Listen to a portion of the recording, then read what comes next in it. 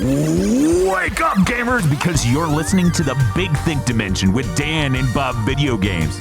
Timer Chan represents sustainability as a job, and that is why she will die as I spend 30 hours playing a brand new video game. Oh no. Chris Wolfhard. Rest in peace, David Lynch. And Dr. Aggro. The Switch 2 is real! I have seen it! Here on GigaBoots.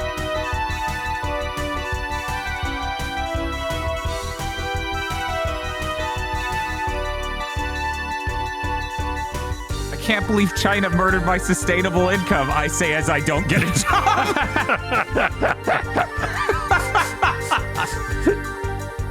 Hello, everyone. Welcome to this episode of Big Think Dimension number... I'm sorry, I'm turning this dial to make this song quieter, and it is just ignoring that. Nice. Okay. Well, we can just come on over here and... Hello, Chris Wolfblock. Someday. Oh, hey, look at that. It's good if I'm a block, you can't see me bobbing up and down silently as I cough. Yeah, I expect to see a lot of that today. How's it going, everyone? I think it's genuinely the worst way to find out that a celebrity has passed when you see a bunch of people praising them in no context. Because you see the first one, you're like, hell yeah, a Twin Peaks appreciator. Then you see the second one, you're like, that's a hell of a coincidence. And by the third, you're like, son of a bitch.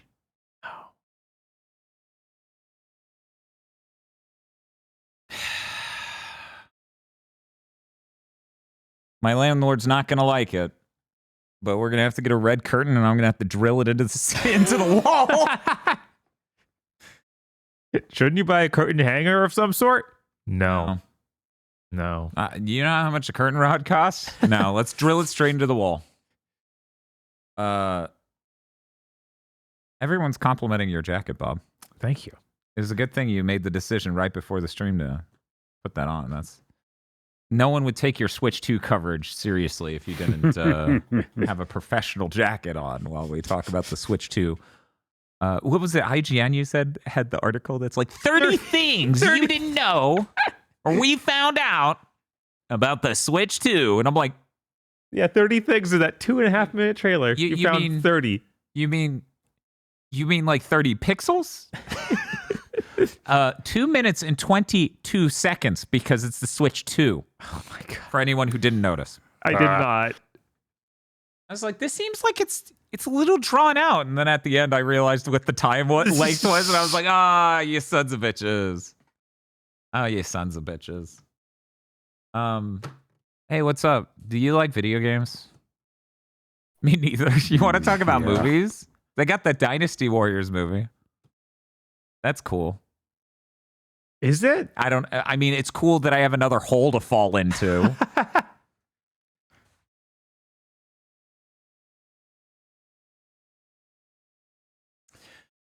I suppose I have to open, as usual, with what Friday's stream was. It was, I believe, 20 hours, maybe 20 and a half hours, and 19 and a half hours of Like a Dragon 8. I finally beat it. Congratulations. That is a great motherfucking game. That is an awesome motherfucking game. Let me tell you how enormously funny it was to put in 76 hours before the stream on the game file. Uh-huh. And thus, I was so fucking strong that I didn't need to do shit for the final 20 hours of an RPG. That's how you do it, man. Game's like, you got this legendary fucking piece of equipment for your person. I'm like, yeah, cool. That's great. We're like steamrolling everything. We were so strong that my final team, I don't want to give too many details as to spoil. Mm-hmm. My final team comp didn't have a healer, and that was not a problem until the absolute final boss where I'm like, okay, everyone, start chugging bento boxes. We gotta stay alive. Like a Dragon 8's absolutely fantastic. The writing in that game is so fucking good. Absolutely touching. So many different impactful storylines in that game. They really know how to just pack it deep with so many characters and so many storylines and all of these things that are... And I'm like, yo, they get it. They get that the RPG serving as a venue for a story means the story should be really good and compelling and touching and epic and all these things. And they really accomplished that. On a highly related note, what the hell were they doing with that Yakuza Pirate Yakuza Hawaii trailer? And the direct, they just spoiled the end of the game, which was completely unnecessary. Oh, damn. I was blown away by them just being like, and then we're going to show this shot from the end of the game and then describe the reveal. Anyway, let's move on to the actual timeline for this game. And I'm like, what? You didn't need that. Just, if I beat the game, I would obviously be able to figure out that game, the new one, is occurring after the prior game, the game I beat. Yeah, I was like, what's that context? Doesn't it just tell you that it occurs next? Like, it's not some weird place in the timeline they need to set up. It's just no, it's literally just the next thing. And literally by the end of 8, you would figure that out.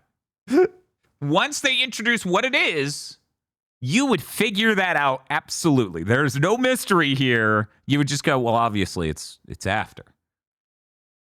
But for some reason, for some reason, that is, the PC trailer for 7 Rebirth needs to include some of the peak moments of the game in the trailer. Mm-hmm. Things that I did not at all anticipate the game delivering upon. We need to show that in order to talk about it has DLSS. And I'm like, no, you don't! What are you doing? It's so bizarre. Yeah, not enough cool shit happens in the first 30 hours of that game.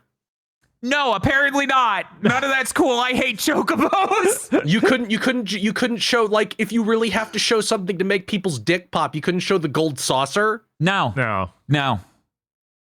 We have to show the ultimate version of a thing like that. And that's as close as I'm getting to describing what they showed in that trailer. Absolutely insane. I cannot. Why?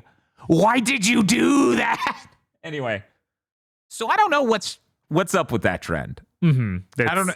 People are saying that's Like a Dragon regular thing to do.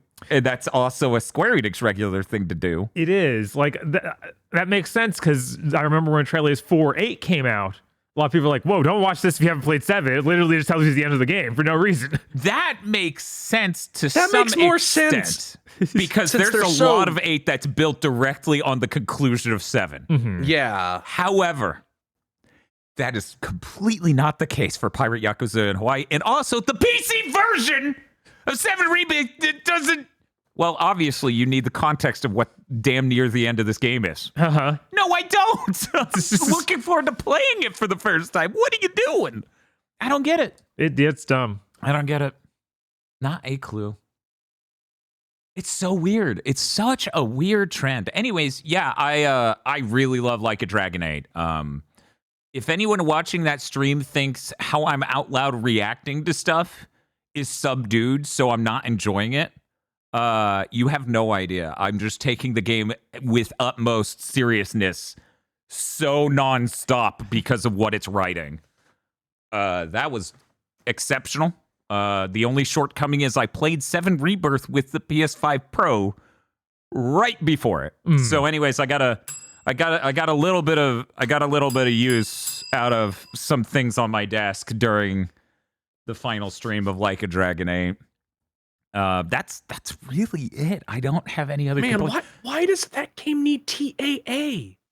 It's a PS4 game. Because otherwise it would look. It wouldn't look like Metaphor. Let's be real. Metaphor is a product of looking like a super powered PS3 game, Right? Yeah, I don't know. I know how Lost Judgment looked. That looked fine. I bet that has TAA. Probably does. Yeah, probably. Yeah. It's hard for me to notice the minor cases when I look at any Western game. It's like Vaseline, Right. head injury, Vaseline. Right, and like that's the thing. Like a Dragon 8 doesn't look that bad, right? Like its TAA isn't that bad. There's some minor ghosting. There's some frame to frame aliasing that just looks rough and is really weird. That just rendering at a lower resolution would fix, Right. Because you wouldn't be We can't go back. sub-pixel We jittering. can't go down. I'll never deal. But yeah, no. they already confirmed Pirate Yakuza in Hawaii is going to have a pro mode, Okay. and that's great. That makes sense. I'm really excited for that. For reasons, I'm just going to hit the spoiler button for anyone who really doesn't want any gameplay spoilers. Even you are so loud today, and I can't even turn you down. Oh my god. Why are you like this today? What is the deal with that? That's gonna like drill into people's brains before I finish Yeah. talking about this. One moment while I nerf that. I don't. That's so insane. There's literally a dial labeled Stream Deck, Uh-huh. and I turn it down and it doesn't matter. What a strange thing. If I Technology's great. 1 second. If I handshake this again, will it work this time? No. I want a thing to work, and then later work again, and then later work again in the same manner as before. That seems crazy. I don't know why you would want that. So anyway, there, I've manually lowered it. So, oh man, I'm having a theory right now. It's a terrible theory, and I'm not going to say it out loud. Anyway. So one of the final gameplay mechanic unlocks for Kazuma Kiryu is that you get to use his infinite meter that you build by doing battles, and you get to burn that to just turn it into a Yakuza game and beat the shit out of your opponents in real time. Yeah, they actually showed that in one of the trailers. Unfucking real.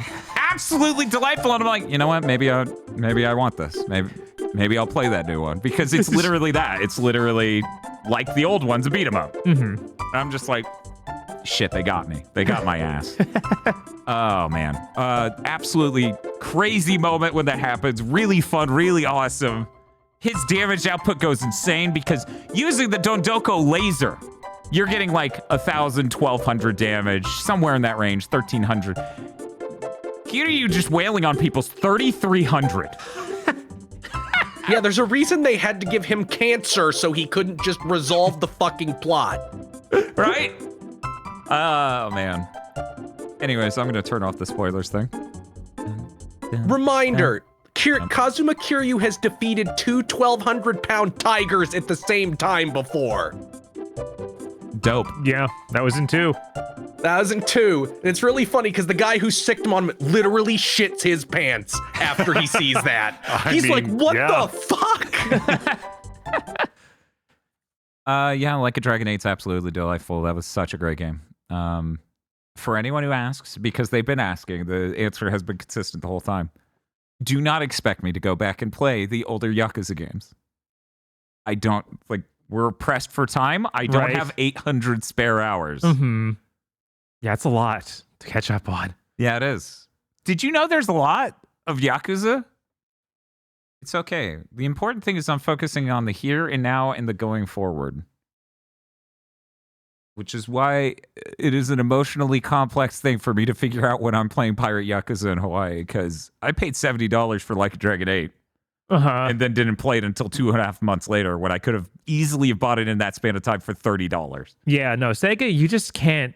Like, don't buy their games at launch because they will put them on sale really quickly. Yeah, even Metaphor I think I got for $45. And that was like a month after. So. But making them $100 will save the industry. Yeah. I definitely just won't. We'll just wait. No, you'll line up and spend $100. You'll spend $120 to get a day early. You know, there's a couple games that I'll pay $70 for day one. There's not a single game I will shell out $100 for day one. Not one. Oh yeah, no. Check this out. I got other shit to do. I don't have to play video games at all times or I go insane. There is no world in which your singular game justifies $100. Unless.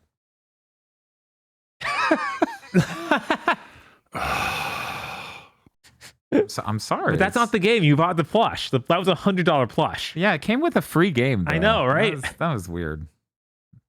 That was weird. Kind of wish it came with a better game. Right? They're like, here's this Flammy plush. and a copy of Romancing Saga 2. And I'm like, yeah!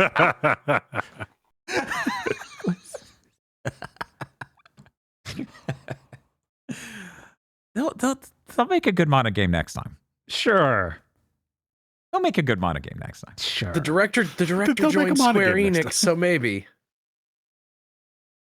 They'll make a good Mana game next time. anything's possible. I don't have anything else to say about Like a Dragon 8, which is a brutal lie. I have so much to say about Like a Dragon 8. For example, that soundtrack is so damn good. Also worth noting, the people who made that Romancing Saga 2 remake were the people who did Trials of Mana's remake, so it would be even funnier from that angle to just pack in Romancing Saga 2 with the Flaming Pleasure. We know what you're here for. It's almost like they did it on accident at that point. Like, yeah, you guys made the last one. Just put it in. It's like, this isn't just Mana game, though. And it doesn't matter. It looks like it. And it's got funny sounding ghosts. Yes. That's the single most important thing for whether or not you're a Mana game now, I guess. Is anyone doing the Shaw ooh voice? No, I waited for someone to do that. The whole Romancing Saga 2 remake that I played, and I did not run into that. The ghosts just sounding funny in a completely new way is great. Amazing. It would have been boring to just have them sound like they did in Trials of Mana. They invented a new fucked up way for them to sound that sounds terrible. Motherfucker calling in from the afterlife on his Turtle Beach headset. Cure, is that you? We were talking about Izuru Kyuta's voice actor is still working, right? Yeah, we were of making course. jokes of, do you think we could get him to record something on a Turtle Beach headset? We might be able to. I doubt he has that much work. Yeah, maybe he's on Cameo and we could just send it to him. He's in a bunch of stuff, Grant Maybe. Georges and shit all the time. We could just, if he's on Cameo and we send him Yeah, to that's- Turtle Beach, we go, hey, just record it on this. We'll blow it out even more on our end.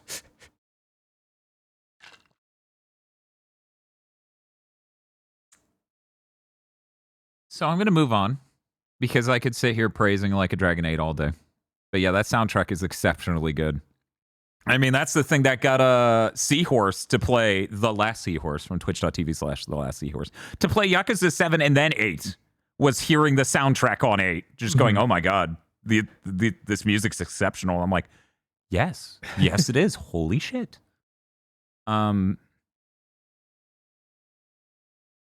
and I played Dynasty Warriors 5, a game that was on the Wave 8 goals because this week Dynasty Warriors Origins comes out.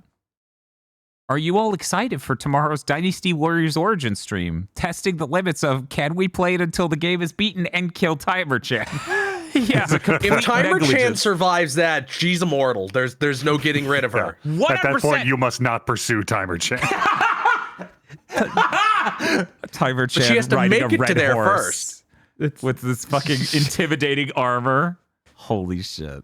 She hardly survived 5. Like, Dynasty Warriors 5 was too much for her. Yeah, she came into this. We went live on the starting soon screen. She had 4 minutes. Yeah. Dynasty Now, you Warriors have to 5 be was careful. If she dies in Romance of the Three Kingdoms, she might become a cultivator. that. She might become a weird dancer to some guy who's just an angry drunk who's really strong. You don't know. Anything is possible. But yeah, no. You shame your honor, Lupu. Lubu? Yes? Shut the fuck up. Okay. Good cutscene, by the way. Great cutscene. Yes. And then they imply they killed him off screen. Yeah. That was great. No notes. Oh, man. Dynasty Warriors 5 is one of the best video games ever. It's so addictive. I really appreciated when we rated Swirl Drop afterwards. The Drop just went, yeah, they were playing for... Wait, no. I think it was Drop afterwards or Holy Heck Baby who rated us. Who was like, they've been playing for 10 hours. Yeah, that makes sense. Because that's the size of time you put into Dynasty Warriors 5 especially. Warriors games just go and they feel great. Yeah, we beat the game 5 times. We did. We beat it as Wei, Wu, and Shu. And then we did Other as Lu Bu. Mm-hmm. And then we went back to do Zhou Tai's amazing campaign. Yeah, it was an incredible ending. It's the plot constantly going, and Zhao Tai was there. Just slight pan over. Oh, and the Wu's generals died again. Zhao Tai was there too. Zhao Tai in the background holding a bloody knife, looking innocent. What you gonna do? How do these generals keep dying on this faction? It's so crazy. Wow. Dynasty Warriors 5 is an absolutely great game. I thought about it, Bob, and with the launch of Dynasty Warriors Origins tomorrow, this is the most important a game launch has been for me personally since Mega Man 11. Wow. Can you think of anything remotely? For you, no. No. How about you? Devil May Cry 5 was right after Mega Man 11. That's true. Man, when Capcom was really just spitting them out. Uh-huh. That's okay. Soon they'll make an open world Resident Evil, and you'll love it. Yeah. You'll get a PS5 Pro for it. No, that won't happen. No, because you're getting it for Monster Hunter. Bob, are you okay? You're making some weird faces right now. I don't understand what the issue is. Maybe Onimusha will make me get it. Dan, what about Advance Wars? Well, you remember when they announced that and then kind of like unannounced that and then left it in a vault and then it shipped and it wasn't great? And it was really obviously not ever going to be great just looking at it. Yeah. Yeah, that And then not Advance quite. Wars died again. Not quite Mega Man 11. I would have thought Visions of Mana would have rose to that level. I mean, the Flammy plush rises to that level for certain. I feel like it has to come out and deliver it has to be that level of exciting. And let's be real. At no point did Visions of Mana look as good as Mega Man 11. No. It was just a far more open wound. Because, oh my God, Mana has had a rough life. And guess what? Didn't move the dial on that. Didn't move it at all. No. If anything, it's looking worse than before Trials remake now. Yeah. So yeah, no. This is Dynasty Warriors Origins is my single most important game launch since Mega Man 11, hands down. I was real happy with Mega Man 11. I hope I'm just as happy with Dynasty Warriors Origins based on that demo. Probably will be. Right. But unlike Mega Man 11, where I bought it on every platform and played it through on every platform, I'm going to stick with PC on this one, I feel, because maybe if every platform was locking 60, maybe that would change things. Yeah. I'm trying to ignore chat bringing up Way Forward and voice actors because I don't want to rant about the casting of Advance Wars. Yeah, who cares? I'm going to not talk about it. But yeah. Bob, are you excited for Dynasty Warriors Origins? Yeah, of course. It's new Dynasty Warriors that's actually good. And it's Dynasty Warriors itself instead of a spin-off that's good. Because we've had spin-offs that have been good over these last, decade. And sure, they've been good, but have they been this good? Probably not. I don't think so. They look excellent. They really do. But this is like exciting in so many different ways. Like they really did reinvent the animal whole cloth with this one. They did. In ways that are really smart on many different levels. Like checkpointing.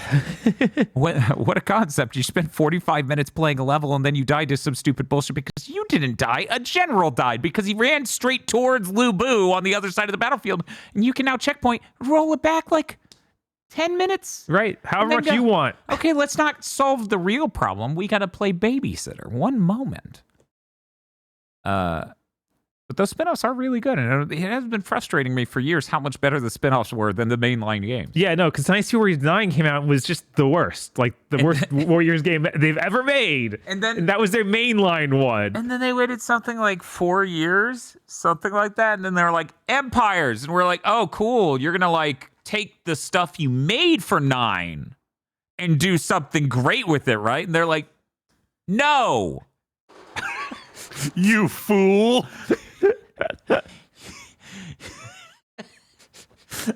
Gilbert Gottfried apparently was doing Omega Force's PR at the time.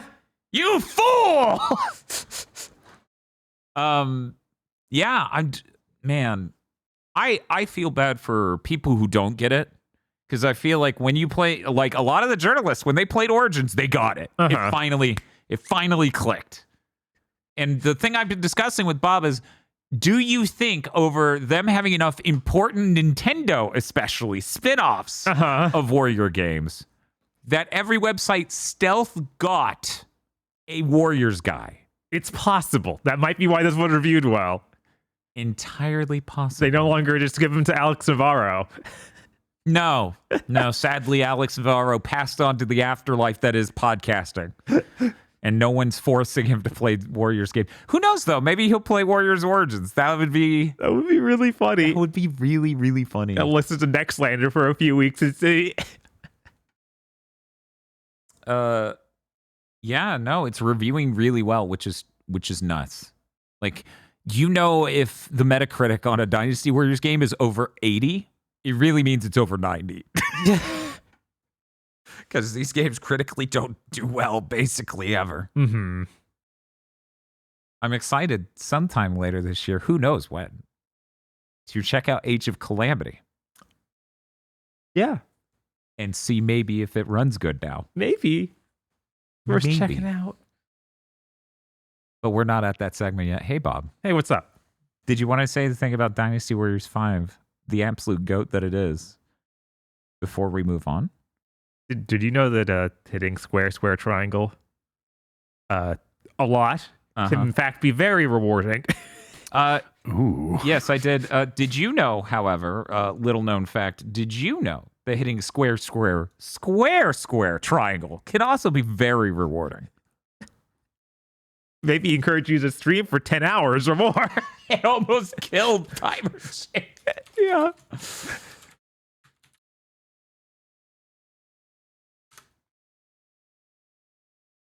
I hope by the end of that stream, someone somewhere got it. Right. It didn't matter because the stream was morally just. Just like tomorrow's stream. God knows how long that'll go. Who says a woman can't be strong? Thank you, Sun Sheng Jiang. You're right. Say that 17 more fucking times every time you kill someone with the proper name. Yes. Every time. Every time. More than one kill quote? No. That would be cowardice. I'm very excited for the same thing from their guy in the new game. He's like, who said a man can't fight? No one. When do you... You just like, there's no character customization, but you get to choose your win quote for killing guys. That would be great. Agro, did you know that the OC they have for Dynasty Warriors Origins is like a real pretty boy? Like, they needed marketable face and like really yes, fresh. I have seen him. Okay, so he's such a pretty boy that my brain keeps thinking of that guy from Karikano, the guy with the tan who just unbuttons his entire shirt with a smooth motion. So him doing that and being like, who said a pretty boy couldn't kill a man? And it's like, what? Honestly, I could kind of see that in like a wushu story. Lu Xun sitting over there like, who the heck gave him right to say that? That's not. I've been doing that for years. Look at this eight-pack. I've been cold wearing a shirt that doesn't cover my midriff for years. This is bullshit. Yeah, no, this game's so exciting. I'm so thrilled. I saw a picture of it in the new game. Liu Bei, Guan Yu, and Zhang Fei together. It was like, Liu Bei shouldn't be that pretty. One moment, I'm going to go look at this. This seems ridiculous. Welcome to our new series, We Judge Your Pretty Chinese Guys. Liu Bei, Dynasty Warriors Origins. Let me see if that'll bring up. Oh, is that really him? Is that? Yeah, that's him. Yeah, no, Wait, no, that... Is this him? I don't think that's right either. There are two different. Wait a second. That one's obviously been drawn on. So I think it's this one. Is it this one? No, Bob. I don't think it's showing you anything because the game's not really out yet. So they're showing a lot of old stuff. God damn it. Yeah. Oh well. I'll never find the I'm picture guessing again. this is him and that someone just drew over that with facial hair.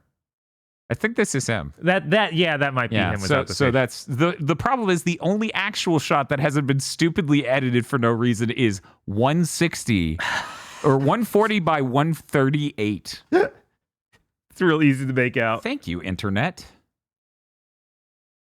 Anyway,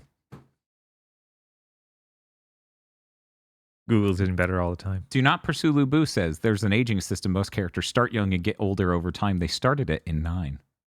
See, Oh my God, they did that? This is the opposite of what I've been telling Bob with our Civil War oriented, Warriors game we need to make, where it's just like, and then George Washington was the same age and was involved in wars for 60 years and stayed the same age the whole time. There was also the Liu Chan, because Liu Bei has a baby. Yes. And he's named Liu Chan. Later, they localize it as Liu Shan, which is probably more accurate. But because of the Chan honorific, even though it's not an honorific, it's obviously a name thing. Right. My brain kept going, Liu Baby. It's like if Joe Biden had a baby who became emperor and we called him Joe Baby. This is like the worst joke, and I kept it suppressed in my heart for hours of that stream. And then after Holy Heck Baby stream, part of me broke, and I'm just like, I have to say the Lou Baby joke. I can't hold it in anymore. I just hate that. In the part that is absolutely absurd about this, keep in mind, is that Liu Chan is born and then is as old as Zhao Tai or whatever. Yeah, like he's just instantly as old as they use a generic NPC model. So it's just a 40-year-old, 50-year-old man sitting next to Zhao Yun, who is still like Yun. 20. Yeah. And this is like supposed to be 50 years after the war started or something. Zhao Yun, worth noting, did he not rescue the baby and carry him through a battle earlier in that campaign? So when you actually see him, is He's it all just 40 fucking years old. They grow emperors in vats, apparently. I guess they just fully form. I'm like, did they have no other model they could use? None? Not one. I feel like you could make him a random peasant and that's more believable. Yes, they could have, but no, not for that cutscene. Speaking of which, the cutscenes of Dynasty Warriors 5 really do have a if Tony Hawk Pro Skater pre-rendered cutscenes using their models. Energy to them. It's they somehow look green screened into the environment. They are green screened in, just flat out. That's you insane. can tell. You could just tell that him riding a horse has been edited into a shot going around a mountain cliff. Because animating that, too hard. Too difficult. Anyways.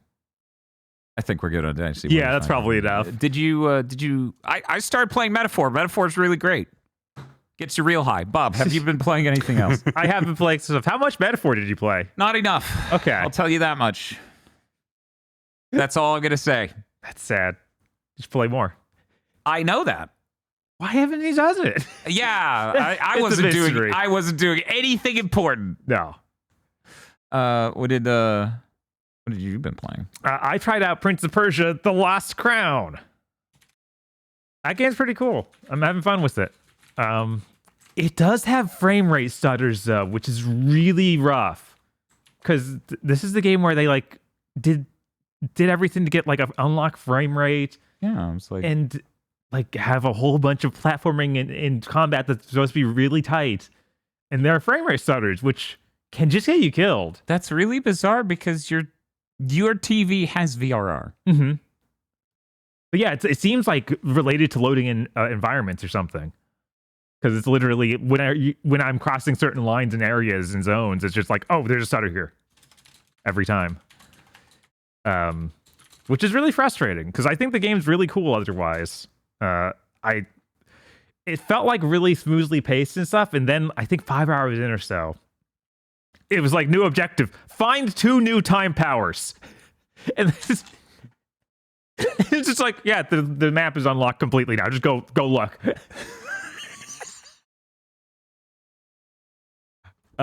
Which is really weird because the rest of the game has been very, very structured. And there also, up until that point, there were very few combat rooms. And after that point, it feels like it started hitting combat rooms. Which maybe it was just one zone was going to be filled with combat rooms, which I kind of get. Mm-hmm. But hopefully that stops because that's most of the game you can just treat it like a regular Castlevania, Metroidvania style game of like, okay, I'm just gonna run past you guys. Yeah. Do they have demon doors? Yeah, they have demon doors for those combat rooms. That's how they stop you for the actual rooms. They forced you to do it. Which earlier in the game it was like, oh, here's an actual story event that happens by having a fight with a couple guys, and then like another guy shows up and saves you, and that was fine. But when they start doing like, oh no, we're just gonna lock you in every other room, like it's not fun. Yeah. I would like to note some of my time that could have gone towards Metaphor went towards playing more like a Dragon 8. Because I didn't finish every side quest. Oh, you went back. Okay. Yeah. That's good. I really wanted to play more of the Sujimon. I don't understand. You're saying that you beat a Like a Dragon game, and there was still side quests you hadn't done. I wasn't aware that was a thing you could do. Only because that last stream. Every other stream, I drank every fucking drop in the barrel.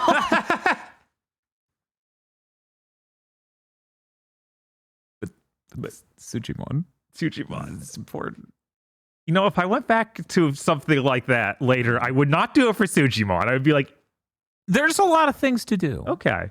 There's drink links. There's getting to know your friends to become friends forever. Uh-huh. But I wanted to do it for Sujimon. Okay. That's important to me. Okay, whatever works for you, man. I guess. I was in a coma-like state after the 20 hours of that stream. That makes sense. The next day, so I needed something. My brain was already adapted to learning Metaphor. Adapting to that and functioning on that is not a good plan for crippled Dan. No. Yeah. There is some really cool stuff in Prince of Persia. I didn't expect it, but there's literally a guy who has every one of Virgil's moves. Oh, wow. Yeah. It was like, oh, they just finished a cutscene and literally just, oh, you're doing all of it. Industry a big fan of Virgil. Yeah. Did you know that? He's a pretty cool guy. He's a pretty cool dude. One thing that's really weird is I think mostly the presentation is really great. But for some reason, all of the menus feel like really half-baked. Like they just don't feel as snappy as they should and feel almost like they're from a different game, like a regular Ubisoft game instead of this. Yeah, I was going to say that's pretty in the DNA of Ubisoft to have bad menus. Yeah, it's like, oh, for some reason they feel like they would be in an Assassin's Creed game, like they're slower. They don't have a cursor to move around, at least. They're not like that. Yeah, at least it's not that. They also take random things from Hollow Knight, which I feel are taken for no real reason, are stuff like, oh, you can only change your equipment at the save points. Oh, yeah. Yeah. Yeah, okay. I'm like, interesting. I don't know why you took this of all things. It doesn't really hinder anything. It's just a weird choice. Do you get accessories that affect any traversal abilities? No. Okay. Yeah, it's all combat and that sort of stuff. Okay. So it's nothing that would be like, actually oh, I need to extend the playtime by making you go to a save point and then come back to it. Okay. No. I see. But I do plan to finish this. I'm going to keep playing it. I'm still having fun with it. We'll see how long it goes. Do you think it would not have stutters on the PS5 Pro? I mean, it's so professional after all. I don't think that would fix it. I would like to know, Metaphor is not 60 frames per second on the PS5 Pro. Oh my God, really? Of course it's not. That game is just straight up unoptimized. Yeah, of course. The funny thing is, are you to the first, like, major dungeon? So there's an entrance to a place through a cemetery. Is that what you're asking if I'm there? Yes. Okay, that is honestly one of the worst running places in the game. Okay. Weirdly enough. I appreciate you telling me this. They do lead with that, which is very strange. Yeah, I noticed like stabling, like evening off the further I got into the game. Mm-hmm. Although the last dungeon runs pretty bad because it's the last dungeon. Yes. You want to have a cool last dungeon. It's kind of like, if I remember correctly, Xenoblade Chronicles 3, by and large, did a good job of holding the frame rate, but some of the last dungeon didn't. Yeah. Yeah. Yeah. Yeah. Yeah. I also finished up Penny's Big Breakaway. That might be one of the glitchiest games I've ever beaten. Which is insane considering every Friday we stream a new game, often from 7th Gen, often completely busted. Yeah. This game is a mess. The bar for that statement has never been higher from any other human being. Yeah, I don't Like, are you just constantly clipping through the floor? constantly clipping through the floor, constantly swinging through the walls, constantly. Okay, anytime there's a rounded surface, like there's a whole level, a whole set of levels. That's like there are trees and they have rounded edges, Okay. and sometimes we bump those rounded edges against each other on the ground. Okay. It'll just cause Penny to like just float in midair, like she doesn't understand what should happen. She'll just float on top of it, spinning in midair. It's just completely busted. Also, you have a mechanic where you can throw the yo-yo out, and like at a ledge, and it'll go grab the ledge and pull you up over the ledge. Yeah. That works maybe 20% of the time. Yeah, even the time I was playing it, which was a couple hours, it didn't work super consistently. It seems like they didn't program it to understand what was and was not a ledge or a wall. It's like it's so bizarre. If I may be so bold as to suggest that maybe they started the development of this game and went, why didn't no one make a game like this before? And then ended development going, we have an idea now. Yeah. We have an idea why. They also introduced a mechanic where there's these floating books in midair that you hit with your yo-yo to open, and then you can stand on them as platforms. Okay. That basically only works half the time. So the yo-yo will just clip through it. Yeah, the yo-yo will just hit it and not open. You'll do a double jump, which is supposed to open it because your yo-yo spins around you when you do it. It doesn't open. Then you just fall to your death. Because this book is up over nothingness. So are you having a good time or a great time? I want to enjoy the game. I think the mechanics are pretty fun. And later in the game, like the back, I'd say third or fourth of the game actually has levels designed for the mechanics. I feel like the entire first 2/3 at least, no, they're just levels, and you can use the mechanics to cheese through them. Yeah, the opening didn't seem like it had good ideas for what to do with the mechanics. Like you could just do them like flatland tricks in Tony Hawk Pro Skater 4. Yes. Like you can do that here. And I'm for like, yeah. Most of the game, that's what it feels like, of like you made a game and didn't respect your audience at all and didn't think they'd learned the mechanics. That's what it felt like for so long playing it. It could just be they made the levels for the first part before they really nailed down exactly what all mechanically was going to be in the game. Could be. Could be. Also, camera control is important. Camera control is pretty helpful. So many times I would die because it was like, I need to land on this thing. This thing is like this far below the camera. Like just barely an inch below. Just barely under it. Yeah. And it's like, I can't see where I'm landing, guys. And I can't control the camera because you decided you knew better. Well, hear me out, Bob. You can either control the camera with the right stick, but now instead of using the yo-yo with the right stick, you have to use the touchpad. So you got to take your whole hand and then put it on the touchpad and draw the shape you want to do. What is this, Wonderful 101? Yes. Proud to announce our game Switch is shipping on the Wii U. Ooh. But despite all that, I still managed to enjoy the game. That's why I finished it. It's just, oh man, I wish this game were finished. I hope they get another try. I worry because this is Private Division. Like, I don't know, like if they're getting the funding again or what's happening to the studio.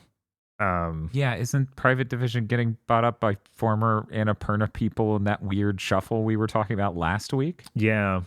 So I don't think there's any buyout. I think it's just they hired those people. And they hired those people and took over the publishing rights. That's weird. Yeah, it's super really weird. fucking weird. Great soundtrack though. Really good soundtrack. That actually is hitting above everything else in the game. Yeah, I think visually, and world building and soundtrack wise, I really love Penny's Big Breakaway. I don't really playing it doesn't spark joy. Even though it should. Yeah. Like notionally, I like a lot of things it should be or is doing. Right. But yeah, I don't know. So that's why I kind of put it down after a while and then never went back. That makes sense. I'm sure it wouldn't have any physics problems on the PS5 Pro. Oh, of course not. Yeah, that just fix everything. Mark Cerny's like, using the power of AI, we can do physics calculations neurally. What does that mean? It's guessing. Oh no.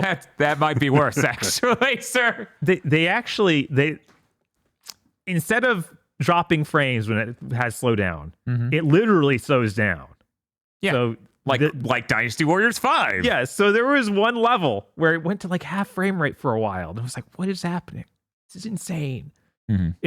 I think there was a water level with waves, and I think the waves completely blew its mind. It's like, I can't do this. I was like, how does this run on the Switch? Because they allegedly got this on the Switch. They did, yeah. I have no idea. I have no idea how it scales down to the Switch. If anything, I would assume more attention was paid to the Switch version than the PS5 version, just because more sales and stuff. That's what I assume.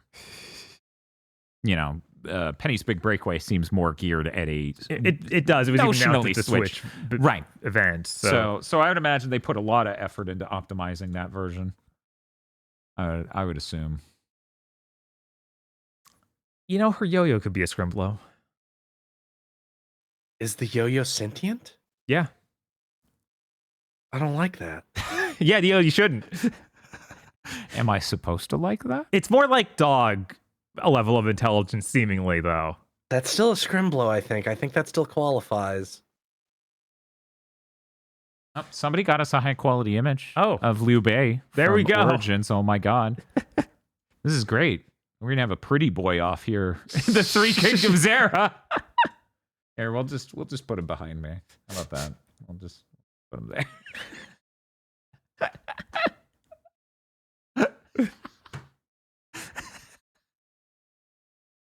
And one other game I played last night, like 1 second. This is terrible. Liu Bei, more like Liu Bei, as in B-A. Thank you, Matt O.B. What's up, Bob? What else did you play? Like 2 a.m. or so, Blade Chimera went up on this Steam. Steam, yes. Yeah, it sure did. It sure did. So I picked that up and I played it for too many hours. Bob, what is Blade Chimera? Blade Chimera is the next thing from the guys who did Toho Luna Nights and Pharaoh Rebirth. They basically make a... Oh, right, in the Record of Lost War, Symphony of the Night like. Pharaoh Adventure Rebirth. Pharaoh Adventure Rebirth, my bad. Yeah, no, they do that stuff. Mm-hmm. So this is another Metroidvania. This time was a slightly futuristic aesthetic. Was a blown up Tokyo that you're going around. It's honestly the very setting very similar to SMT games. So you play as a devil hunter who's got like a sort of cyber fit, but he's super ripped. It reminded me of like an 80s anime. Like, yeah, you're basically City Hunter out here. Or yeah, it's really neat. It has both melee and long range weapons, and you can hold like 2 at once. And this is the first one of these Metroidvanias where I feel like the long range attacks are viable. Like I got a shuriken that was a random drop from enemy, and that thing does almost as much damage as my like regular sword. And I can just keep throwing them endlessly. That's great. What if I was just fucking strong as hell from any distance, you little shit? Yes. So that's really cool. And then the main mechanic, the Blade Chimera of Blade Chimera. Whoa, the eponymous Blade Chimera. Yeah, you got this magic sword that floats on your back. Mm-hmm. And that can be used for traversal elements, like there'll be points in the environment that have context-sensitive stuff, like, you make a box appear, or you show it a chain hanging from the wall and you can swing on it.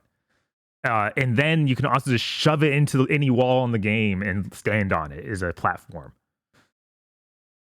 And then it has combat things of like, you throw it out and stab a guy with it, and then you can cause it to spin, and any damage it does will heal you. But it takes MP. And then to regain MP, you kill stuff with your regular weapons. Oh, okay. So it's got an interesting setup there. Strangely, other traversal stuff like sliding and air dashes are just in a skill tree that's unlocked at the beginning of the game. That's so... I can't think of another game that does that, where it's just like, yeah, those are just unlockable. Go get them. Yeah. Yeah, it's very strange. And it seems like the rest of the game is going to be gated with keys. Because I've already found 2 different things that needed security key levels. What a weird structure. Yeah, it's very strange. Also, a bunch of, it seems super combat focused. And it does have just a regular level up system. Thank God. You do just kill guys and level up. That is important. Because Not enough games respect that. with this much fighting, like if you didn't have that, I would probably just drop the game. Because there, you know how Symphony of the Night or any Castlevania, that's Metroidvania, has hallways that are filled with enemies you walk through, and you're usually near the end of the game. Yeah. It's already had a bunch of those. Okay. And thus, it's really important to get something out of it. Yeah. Yeah. Yeah, and some of them is even like just ends in a wall with the HP max up, and it was like, walk back. So, Bob, I got to ask you. Did you buy the bundle? There's a bundle? I didn't see that. So there's a bundle with Bloodstained Ritual of the Night. Oh. Which means it's cheaper than buying the game normally if you already own Bloodstained Ritual of the Night. I did not see that. That did not surface to me. What the heck? Yeah. No, it's like the fourth way to buy it. It's just, you know how they go, hit by itself, it with a thing. Yeah, no, like the third or fourth option, it's literally just buy it with Ritual of the Night. Oh, you already have that? Then we'll just deduct that from the price of what this bundle would have been to give the dev the cut. And it's like, I get a discount for having good taste? Wow. Oh my. So anyways, if you don't own Ritual of the Night, Bloodstained Ritual of the Night on PC, this is a great way to get that. And if you do, then you get a discount. Great. I think it's 14 something. After Nice. That. Yeah, no, it's yeah, I need to see if I can refund it and buy it the cheaper way. You're like, I don't want this. I don't like that. Okay, it went through. Okay, buy it again. What was Everyone should do that. Everyone should start doing here's the game that I think that's based as fuck. If you own the based game, you get my game for cheaper. That would be really funny. Yeah, no, that's a great system. Everyone in the industry, join hands with your favorite fucking creator. Because, of course, Team Ladybug's favorite fucking creator is Iga. Yeah, of course. Shock of the century. God, the pixel art in this is incredible. Every time they come out, they make incredible pixel art. This might be the best they've done so far. Yeah, it looks gorgeous. Yeah, it's so good. Like, your main character's got the cape, like Alucard. After you throw out the sword and do the spin move, he, like, turns his back, and the sword flies back onto it. It's really cool. It's really good. It's really good. And it seems like the sword is almost 3D. Like it's got a sort of... It just like Symphony of the Night, where it does the 3D effects for a lot of summons and things, like Weapon Master. Yeah, no, it definitely feels like, hey, what if Weapon Master was like the point? Like, what if you always had that sword familiar with you? And that's cool as hell. Yeah. It's already just let me completely go off the beaten track, and then come back to the objective and be like, hey, you have to go do that thing you already did. I was like, okay, I guess I'll walk through those hallways of enemies again. I'm excited because Game of the Year 2025, 2 of them came out in January, and the next 2 down are coming out later in the year from Sony, I bet. It's just like number 1 and 2, Dynasty Warriors Origins and Blade Chimera. Number 3 and 4, probably Death Stranding 2 and Ghost of Yote. Probably. I have no idea what the hell the rest of this list is.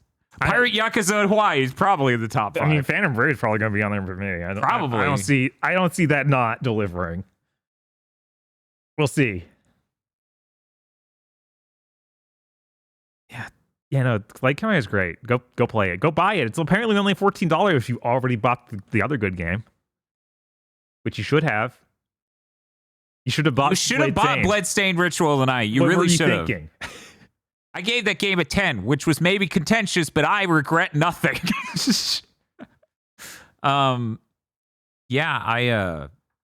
Dude. I guess Bloodstained Ritual of the Night would fit into that Mega Man 11 Dynasty Warriors Origins. It's really these 3 kings. Yeah, no, I can't say enough good about it. It was I had a lot of fun. Yeah. Yeah. I did reset the controls though, because for some reason it starts out with jump on circle. Yeah. Incorrect. So I just moved that down to X and moved the others around it. World War II soldier comes down for the mountain. Last thing he played, somehow a Famicom game. This one's jump. No. Also, weirdly, when I booted it, it's like, oh, this game, it supports the DualSense. It's going to work great with this controller. Ooh. Didn't work at all. Oh. The analog stick was the only thing that worked as an input. The D-pad wasn't even recognized. The buttons were all wrong. Like, oh yeah, circle was registering as triangle, all sorts of things. I need to try this on my PC because you consistently have problems with controllers on PCs that haven't presented for me in these similar situations. So I need to see if that is the norm. Yeah. Or if that is another unfortunate, at some point, Steam decided Bob's controller should be broken for the rest of time based on his profile. So I actually had to turn on Steam support for it and then turned the Steam controller turned it into a Xbox readout. It was like, it's working now.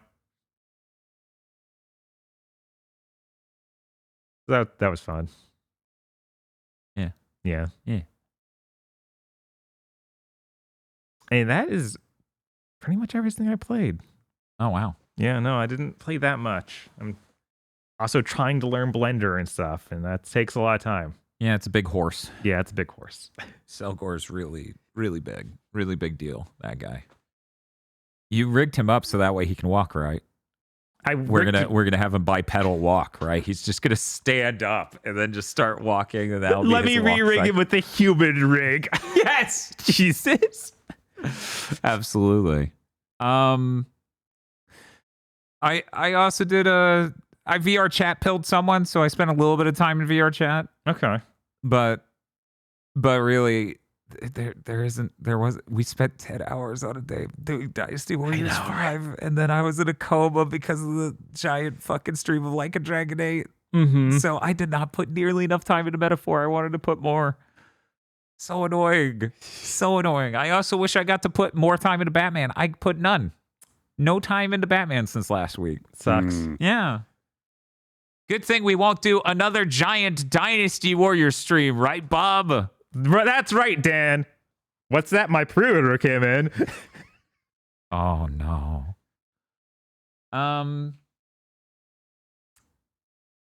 Yeah, I guess that's it then. Hey, Aggro, what have you been playing? Oh, I also played one other thing, but so did Chris. So we'll talk about it when he gets. Okay. Hey, Aggro, what have you been playing? The only thing that I've played enough to report is that I finished Lorelei and the Laser Eyes. Nice. That game is fucking stellar. I ended up with 2 pages of handwritten notes by the end of it, which is my mark of, yes, you designed your puzzle game correctly. If my ass, who took no notes all the way through his public education, actually has to break out the paper.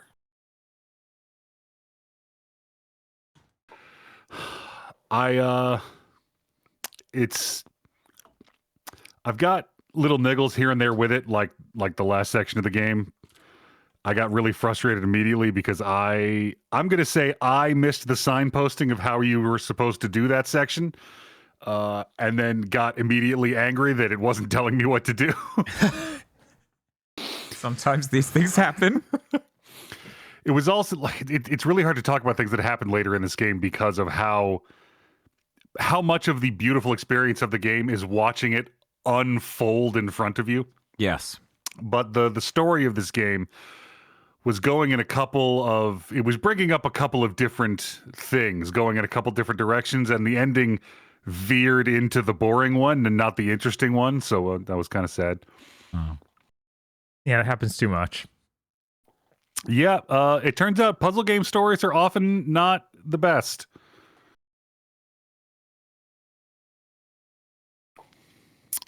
But yeah, without going into a list of these are all of the puzzles, here's a picture of my notes. Which, you know, a new format for spoiler cast. I guess I actually could post the I looked into it, and the solutions to all the puzzles are randomized. What?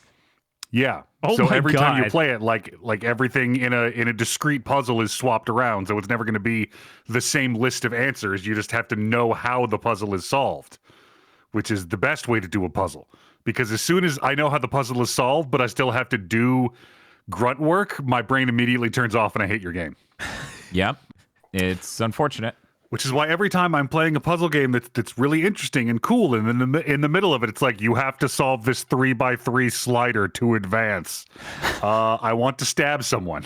See, That's the thing. I'll give that more of a pass than the Lords of Shadow style puzzles where it's like, here's our puzzle. And I'm like, oh, I instantly assess what you want. And they're like, great, enjoy the next fucking several minutes of punching this statue 25 times to get it go down this rail to move it to the other room to shove into the slot to activate a light. Mm-hmm. That's... Like, no, I solved the puzzle. Let me go. Well, the puzzle needs to take time from you, too, not just thought. That's true. I mean, everything has to take time from you when it's that level of expensive of a video game. Uh-huh. God, that game was a list of chores. Lorelei and the Laser Eyes has this interesting system where every time you encounter a document or a book or anything written down, you retain it in your photographic memory, which is something you can access from the menu. The documents are actually still there in the world. So if you're like, okay, wait, where did I get this? You can still go find it and get the context for it. Mm-hmm. But oftentimes, like there was an entire class of door that I couldn't figure out how to open because I couldn't figure out what it was in reference to. It turns out it was in reference to the explainer document I had in my collection. The examples of how to read this specific kind of thing were the answers to all of the doors.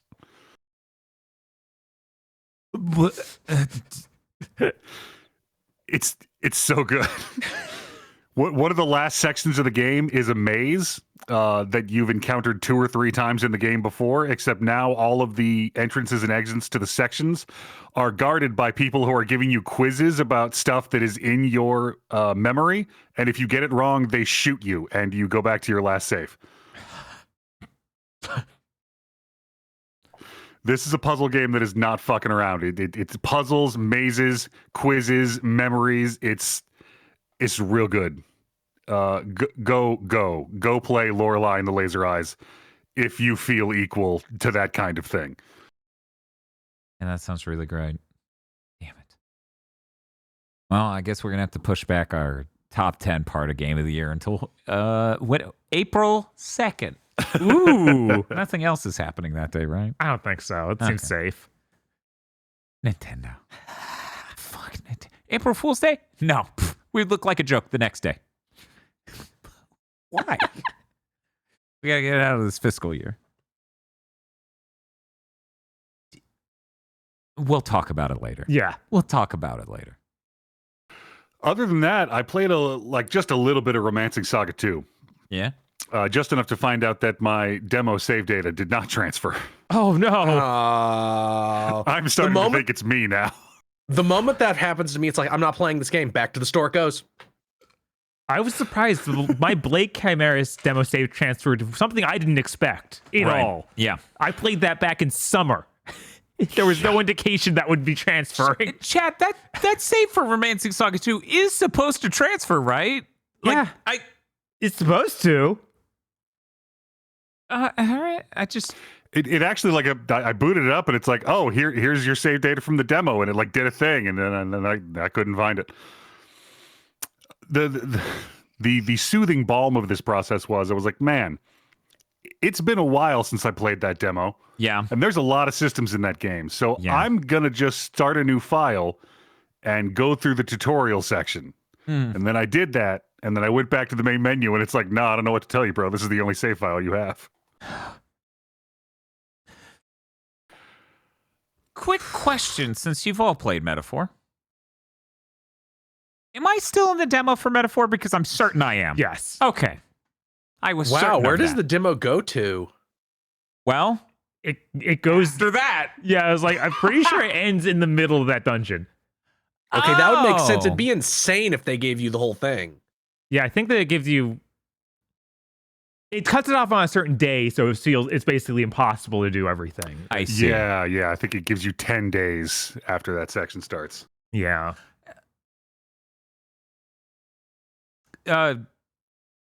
So I'm not here to spoil Like a Dragon 8, but I do want to talk about one of the funniest things in Like a Dragon 8, which is spoilers. And my co-hosts seem like they're not going back for to Like a Dragon 8. Is this okay with my co-hosts? I am. That's the next thing I'm going to start. Ah, God damn it. Then never mind.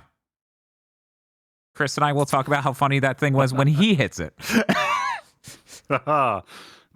Foiled once again by the terrible pressure of social norms. Feeble are you to kneel to them?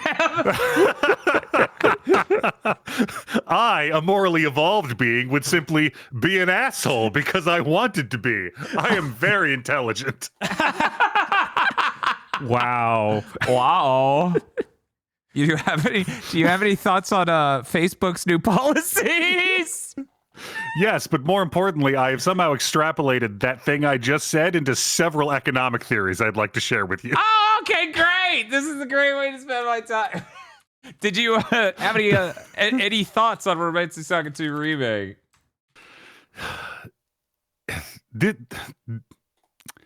When you look at this game, this game should be garbage.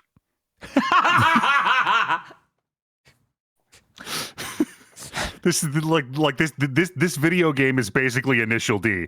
This is the ugliest thing to ever be this awesome. See, that's the thing. I look at the fidelity of that game and I'm like, this is great if they could just make enemies run at the correct frame rate in the distance. Oh no, that's the best part. That's the best they're just part out for there you? like low budget claymationing toward you. Yeah, it's unsettling.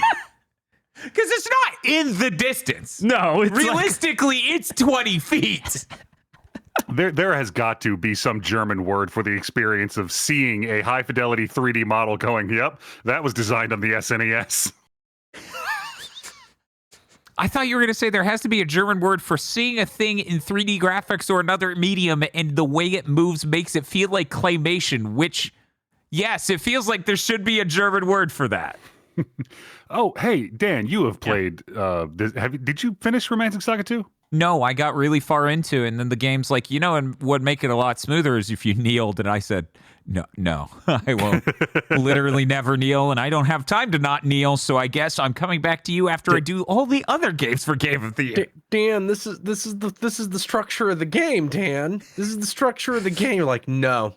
The theme of the game, Dan, is actually compromise, and I'm like, oh, that's weird, because I thought I was a Chad who didn't compromise to any game ever. Isn't that one of the things that fucking Void Stranger wants out of you? It's like, this is the mechanic of the game. Don't do it. Void Stranger has many ideas in it, and parsing them all would take forever. I'm not sure that I would agree with that assessment. Yeah, that's where I'm leaving that. It's like how Dishonored 2 has, I think, has this thing, because you get like a magic artifact from, I haven't played the game, but I know that you get like a magic thing that gives you all your powers. You can go fuck that and not take the powers. Ooh. One moment. Why couldn't Starfield just let you go fuck that and then just go back to the mines or whatever? Cowards. Because Todd Howard doesn't have any fucking ideas anymore. Oh, man. Oh, There's so many identical structures on barren planets you need to see. We didn't talk about, because I think it happened in between podcasts, but it might have happened before the last big thing, and we didn't talk about it. There is now more time since the announcement of Elder Scrolls 6 than there is between that announcement and Skyrim. Yeah, that makes perfect sense. Well, yeah, they announced that to juice their stock prices for the acquisition to make Microsoft pay more. A sum of money Microsoft will never, ever fucking recoup. Yeah, they're like, they announced Elder Scrolls 6. I'm like, they announced Water Wet, guys. There was nothing there. There was literally nothing there. And I was so upset because, I brought this up in the podcast a lot. I'm bringing it up yet again. I have many friends who are casual gamers who really enjoy Bethesda games. They don't understand that Bethesda was gaslighting them with it. I'm like, no. That game's nowhere near done. You will not see that anytime soon. It's not coming out on PS4. We'll be lucky if it comes out on PS5. It probably won't. And I told them that when it was announced something like 6.5 years ago. Yeah, no, I had a bunch of customers also like, oh man, when's it coming? I'm so excited. It's like, oh my God, I have to tell them we can't even pre-order it because it's not coming. Because it's not. There's no console even remotely leaked that it will ship on. It's so frustrating. It is, and they clearly did that in order to make selling off to a bigger corporation more expensive because they sold themselves to Microsoft a year and a half later, I believe. Mm-hmm. So that was absolutely premeditated. Yeah, I think wasn't 2019 that they announced it. Didn't they put Starfield's announcement like right on top of it? So we knew immediately of like, oh, you can't make both. Right. I think that's right. That's what people were saying, that it was literally both at the same time. And it was like, oh boy, you really are just juicing it, huh? It was officially announced in 2018. That's somehow legal. Uh-huh. What? Fucking everything's legal now. Right. I know. Well, not for everyone. Yeah, only for... Only if your bank account has at least 9 digits. Mm-hmm. Then Not anything goes. counting cents. Everybody else, you got to start dressing in leather, buy a muscle car, and we're going to get this Mad Max shit started right. Oh, thank God. Finally. Holy Jesus. Jesus. We go in. We kill. Anyway, the question I was leading up to, does this game ever give you a way to do anything with or about mimics? Aggro, what difficulty are you on? I've been playing on normal. You're supposed to kill them. Yeah. I don't... No, I mean, okay, so this is the thing about mimics. Uh-huh. They are a monster from Dungeons & Dragons. Yes. A game in which they have interesting mechanics and create wonderful play experiences. Mm-hmm. When you put them in your video game... Uh-huh. And don't have those mechanics to detect them. Yeah. And like even in like Dark Souls, where you can tell which one's a mimic, the choice is fight it or leave it there. If you're not going to do anything interesting with mimics, just don't put them in your fucking game. The mimic, if I remember correctly, there is a way, I think there is a way looking at it that you can tell, but I loaded my save file so many times that may just be false. It may just be, well, I knew past the first time. It would be strange if a Saga game didn't have some way to tell it was a mimic, even if it's like a spell somebody can get. Because Dragon Quest 3 has a spell that can tell you if a chest is a mimic.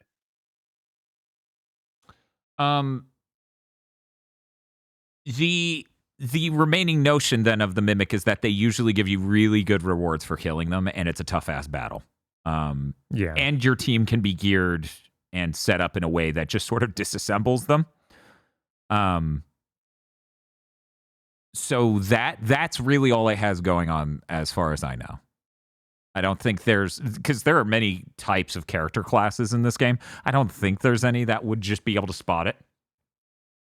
And yeah, I agree with Spiff. The hardest mimic is the one in the first dungeon. That makes sense. Mm-hmm. Yeah. Because you haven't yet cracked out your team by giving them insane abilities. I liked what they did with mimics in Metaphor. That was pretty cool. Ooh. They're in Metaphor. Yeah. Ooh. Mm-hmm. I like what they do with a lot of things in Metaphor.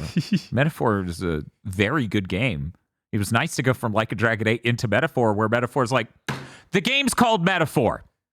No, we will not spend any time getting to it. Here we go. Fantasy is limited by the edge of imagination, is it not, player? And I'm just like, I love you. So they could really be winning this year. Yeah, no, isn't that fucked up? Both of those are technically Sega. So good. Anyway. But yeah, that's all I've been playing. Okay. Yeah, that first mimic is a motherfucker. Anyways, hey, Chris Wolfart, what have you been playing? I've been playing this game called Sleeping 14 Hours a Day. Whoa! I hope to finish it this weekend, which, by the way, there won't be any streams this weekend because I'm still recovering from being sick. Yeah, they can probably tell in your voice. Yeah, probably a little bit. Yeah, every second I'm not talking, I'm hacking, just so you know. Anyways, a great time to record Game of the Year. I did beat Metaphor. That's a really great game. Like I keep saying, when you let people make the same game over and over again, they tend to get good at it. Weird. This is But really even high then concept. Even then, I didn't really expect it to, again, alleviate every issue I have with Persona games.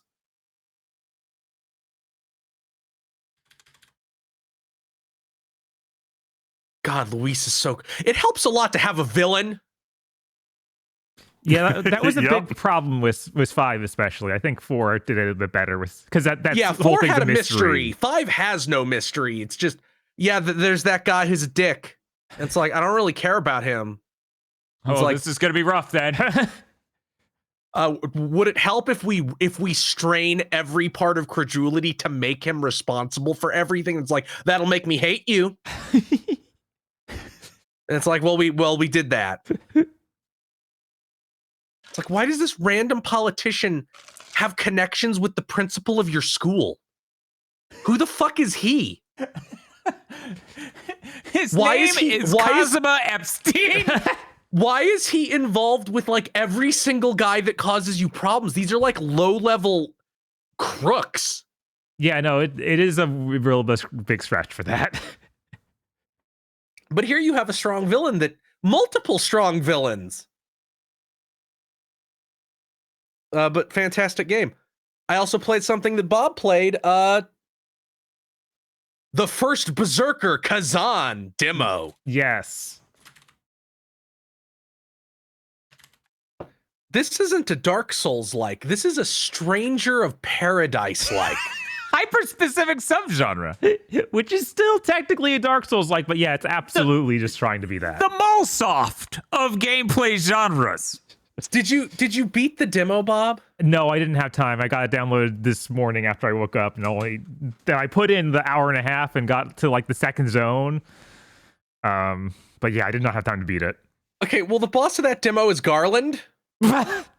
Like, it's just Garland. It's fucking Garland. You even fight him in an almost identical environment to you fighting Garland in Stranger of Paradise. Like, it's a different color, but it's the same fucking thing. And you even have like the cinematic punch clash when you change phases. I need to finish that demo, I guess. It's really funny because the rest of the demo, it's like going through a snowy environment and going through, basically a bunch of snowy stuff and fighting apes and fighting random soldiers, not Garland. Yeah, they kind of just drop him on you.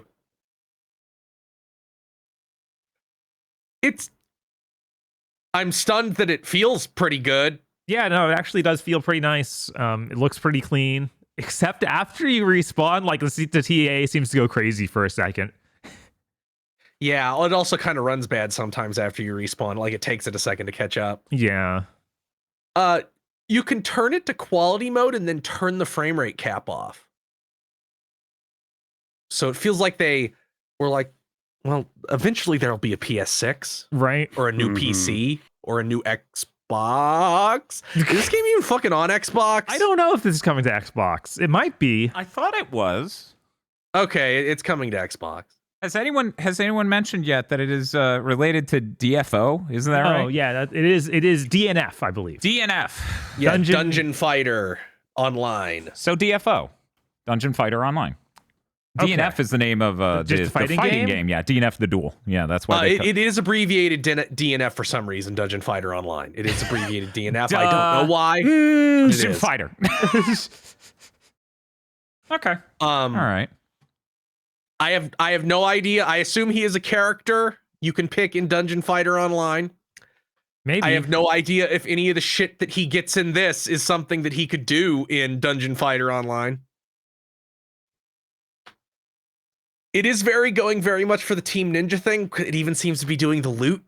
Yeah. Although I haven't picked up anything in the demo. I did not pick up anything that was like plus 1.2% to stamina decrease when hitting. I don't know. I was already getting lots of weird attributes where I just read all of them. Was like, I don't care. Okay. Because it was like, oh, this new piece of equipment's better than your current one. It's like, no, it's not. It just has a higher level number that doesn't actually have higher defense or better stat upgrade. Thank you. Because yeah, and then that might still be better because it might have an invisible light level. It might. Because of the news today, all I could think is fix your loot or die. It has the Team Ninja problem where I don't fucking know what the stats seem to do different things based on when you put and I don't mean the stats each individually do different things. I mean, if I put a point in strength now and then 10 minutes from now, they will have different effects. Yeah, that is the thing the Neo games did. And it seems they do this weird system I've never understood. It's like, well, we're taking your other stats into account. If this stat's real low compared to your others, it'll give you a much bigger benefit to things if you put a point in that. I'm like, don't do that. Is that why it's doing that? Because I always assumed it was like each level has a certain value of how good that level is worse or something like that. I honestly don't fucking know. They should knock it off. Just make it like a FromSoft game where the stat does the same fucking thing, and then you hit a soft cap where it does less, and then you hit a hard cap where it stops doing anything. Like, get this, no caps. Like I want to look at my weapon and be like, oh, scales with strength A. So if I put my points into strength, it'll do more damage. Good. There's 3 weapons you get in this game. You get. Oh, you think that's for the whole game, not just the demo? I'm pretty sure it's 3 sets because there's categories up at the top. Oh. And each one you get from a ghost. Like you have to duel a ghost to get that weapon, or you get the weapon and then you duel a ghost. So I assume it will be the 3 that you get in this demo, which is dual wielding a sword and an axe, a great sword, and a spear. And you get a skill. Each one has a skill tree. That's also part of why I assume there won't be more. They're linear skill trees, unlike Neo's weird web of shit. So we talking like a Final Fantasy 13 linear skill tree where it's just really pretty and it's maybe visually confusing you into thinking there are a lot of choices. No, there is not a lot of choices. The first thing I did in every weapon is I put a skill point into, you now deal damage when you parry them. Because you have a just parry type thing where if you tap the block at the right time, you parry it, you don't lose any stamina. And the first upgrade on every defense skill tree is that now deals damage to them. Oh, it's just like Slitterhead.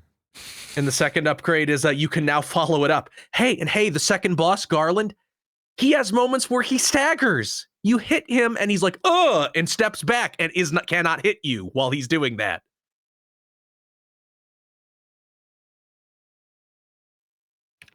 It seems cool. I will not buy it for new.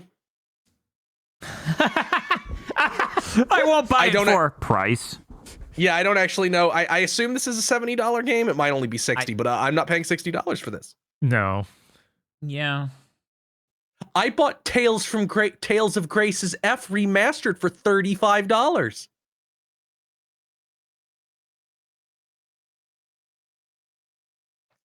I'm not sure which way the point is, like what the point of this is. What's the message? Don't be $70 anymore. Okay. In many cases, you maybe shouldn't be 60. Yeah, this seems like one of the better attempts at being a Souls game because they seem to correctly realize like the more directly we need that Souls Worcestershire sauce of having stamina and checkpoints. But if we have too much more than that, we start getting down there with fucking Mortal Shell, and nobody wants that. Nobody wants that. Yeah, I always like in this game that's way more action oriented and more like Stranger of Paradise in that way. I'm just like, why is the stamina system even here? It's literally just that's the system for me to know, okay, I've done my thing. Now it's time. Now it's their turn. I need to walk back and let it recover. It allows ebb and flow to the combat. Guess what? That shouldn't be there. No, that just makes it less fun. You know what the ebb and flow is? After I hit them enough, they get poised and get to take a swing at me, and I have to react with that. That's good enough for the ebb and flow of combat. It's cool that this seems to have like a story with like actual cutscenes and a main character that talks and has a personality. Yeah, it sucks when they sucked that out of Neo 2. Yeah, you just have they have to attach you at the hip to somebody else so he can talk for you. And then like, this is a guy from history. You're also him. You're two people with one name. We have a cutscene about that. God, that was weird. Neo 2 is weird.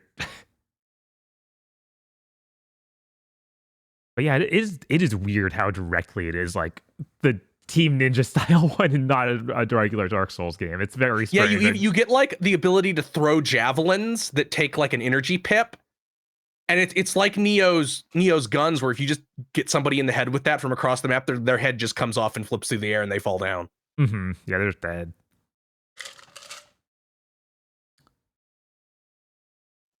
There also seems to be a lot of focus on the fact you can charge your heavy attack, and both bosses seem to have things where if you parry all of their entire string, they fall on their ass and get sleepy. Mm-hmm. And they let you charge it up and smack them with it. I did experience that.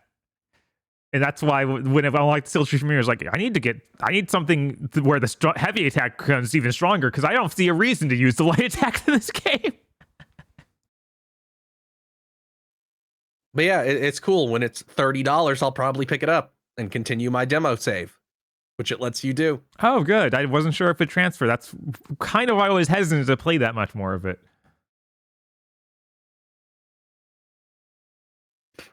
I also played Mouthwashing.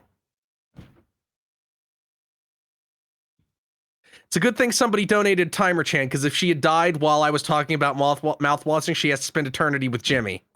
Yeah, that's not great. That's not okay. I don't like this lore at all, actually. All I'll say about Mouthwashing, because all it has is the story. Like, it doesn't really have anything else. It is a walking simulator, as they say. Mm-hmm. I will say one thing that isn't really even about the story, but it's about the structure. I liked it. I got things out of it. Listen. You can make me walk through a obviously looping hallway and slowly bleed in spooky shit like twice at most in your game, and then I'm just going to start rolling my eyes. Yeah. Especially when your game is 90 minutes long. Uh-huh. Mm-hmm.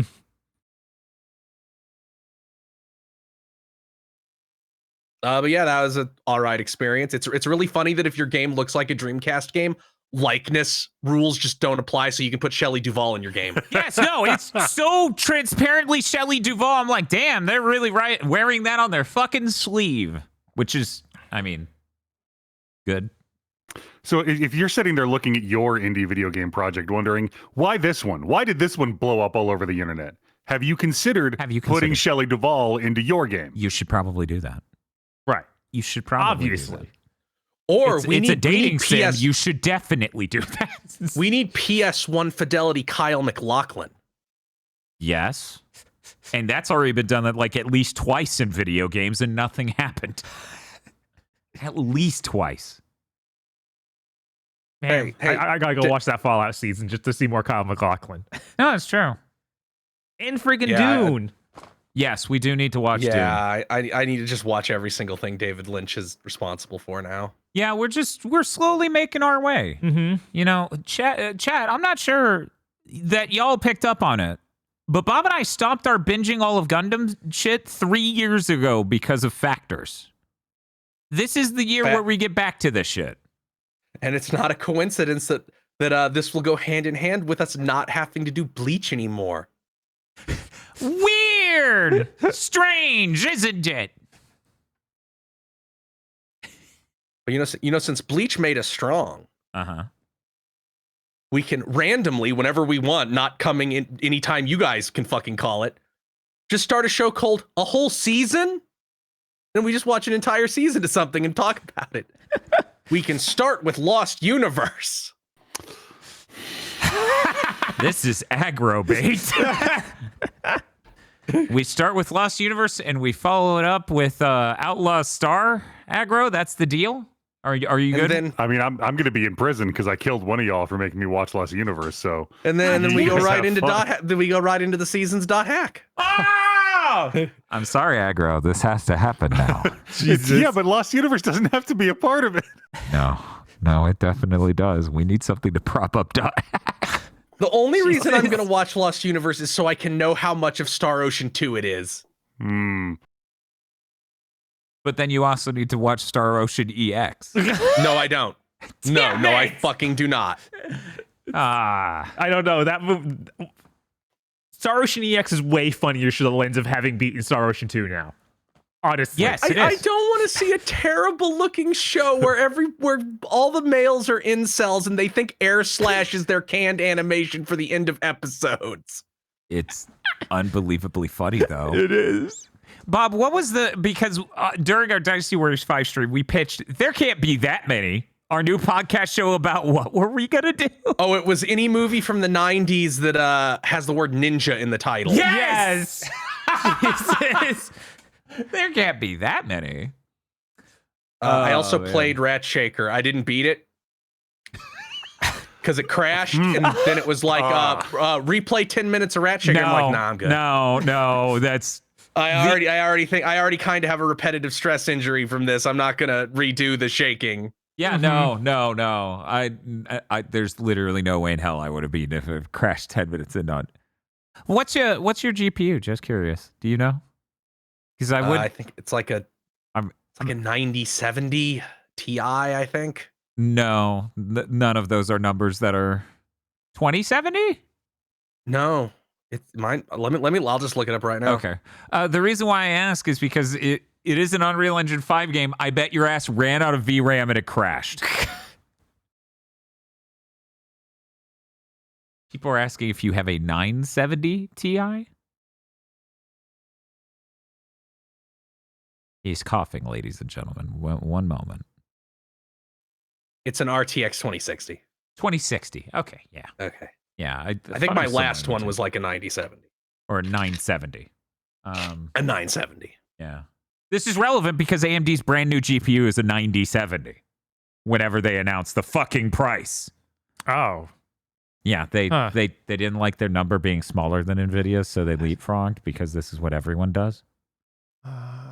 Dumbest industry. Dumbest industry, yeah. Dumbest industry.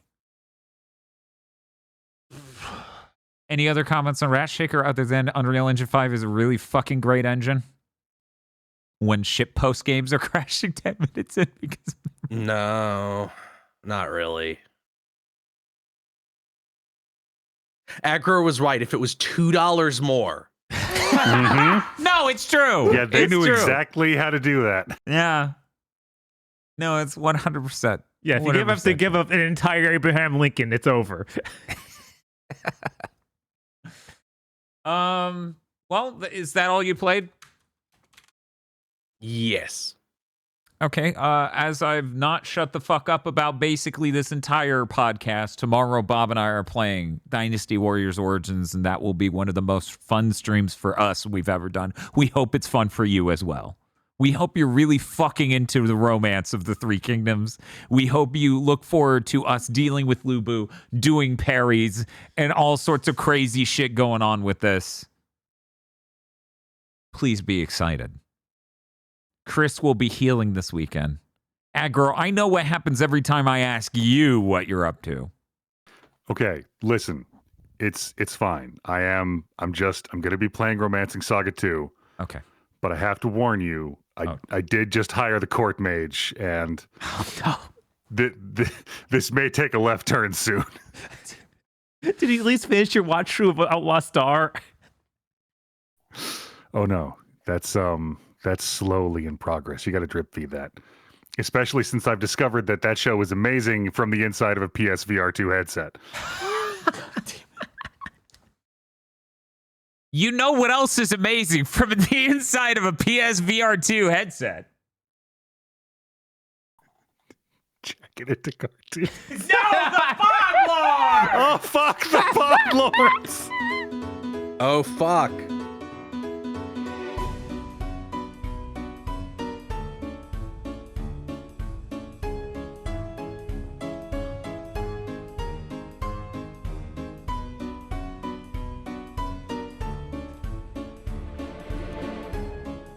Yes, that's right. The Podlords. Podlords such as BN12, Red Blaze 27, Suzu Shiro, Rado. However many shades of whatever, I'm tired. Aww. Aw. WTF Spider-Man, Mr. I like spam. New year, new reminder for Symphony of War. It's been a while. That's an ass from the past.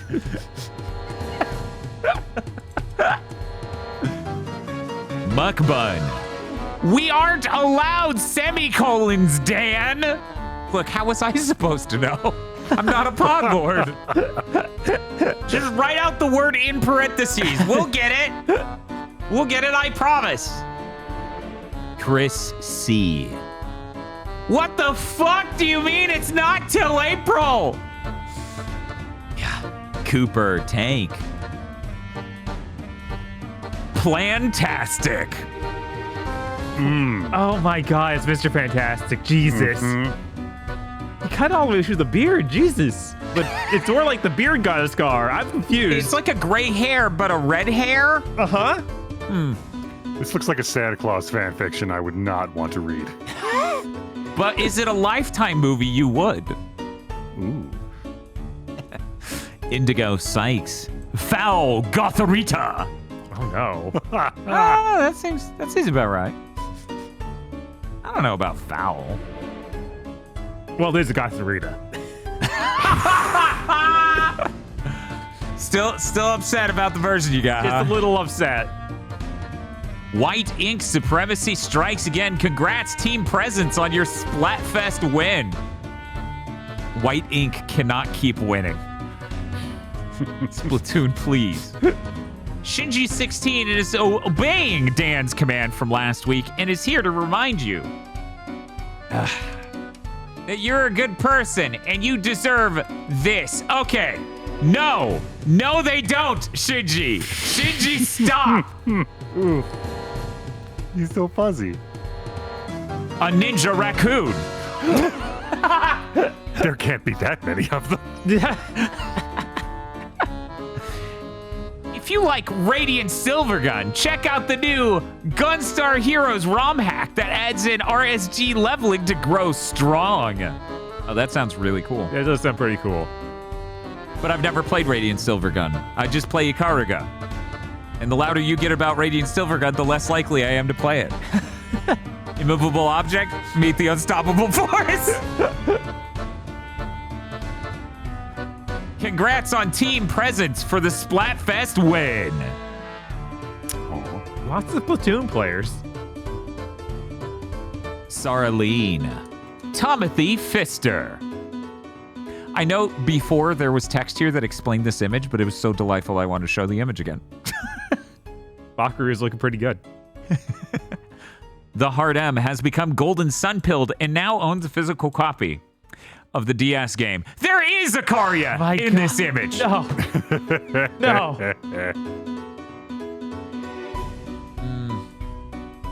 I don't like it. I don't like He's it. just enhancing the design. Is that what you call that? Is that what you see? Jin Karyas? Hosting the flagship monsters Until Wilds, here is Steve. I doubt that.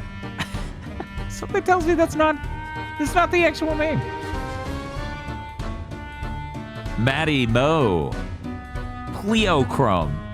You have disgraced us, sir. You have shamed us, sir. You shall answer.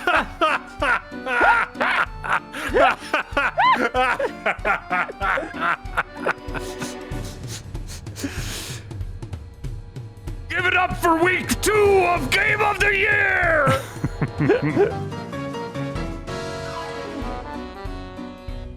Had to change my Podlord bit after waking up to the announcement, but they did it freaking finally. Kind of.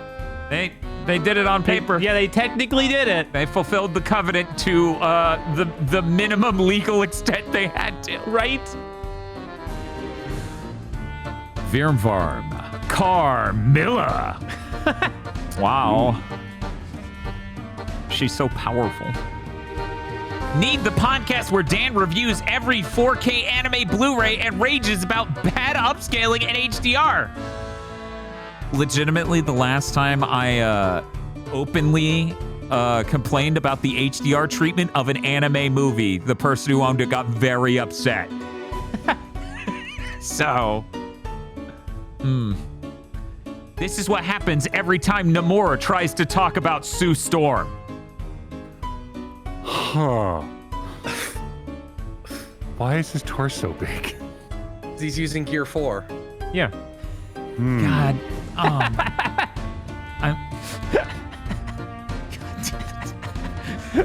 See, it's on his chest even. The goat is back! It's true. This cat is smoking Zaza. Play 9 Souls. Cryptid Bird. Kururu. And Digital Basic. Yeah, was that Bunger? Yeah. Oh my god. Ah, nice. This is a bug snack. Thank you very much to our Podlord. Thank Lord. Thank you, Podlord. Thank you, Thank you, Podlords. Podlord! And if you'd like to become a Podlord, you can go to our Patreon at patreon.com/gbpodcast. For as little as $5 a month, you get access to many benefits, such as early access to Pokemon Go to the movies for 1 more month, or 2 more weeks, or however long, and early access to Chugging Bleach. You also get a patron-funded show 1 a month, either a public show where we talk about a horrible thing and patrons get a commentary track, or a private show about a good thing and patrons get to hear us talk about something delightful. And this in January, it's a good thing that's a movie starring Jackie Chan because it's Jackie Chanuary. You also get extended and cut content from other shows we do when indeed such things exist to be given to you, and various other little hems and haws. That's patreon.com/gbpodcast. If you don't have any money, it always helps immensely to watch us on Thursdays, rate us on Thursdays, spread the word, like and subscribe on YouTube if you listen that way, and rate us on your podcasting app of choice with a T. Patreon.com/gbpodcast. We've got news! A little. And a block co-host who has regained his human form. Well, mostly human form. Let's just get into it. Oh, no. Oh no. Just launching on there. Yeah, let's do it. Let's do it. Get on in here. Here we go. Industry burning down segment. I'm going to include my news in this. I think that's okay. Is that okay? Everyone else Sounds good to me. agree with the notion that this is also the industry burning down?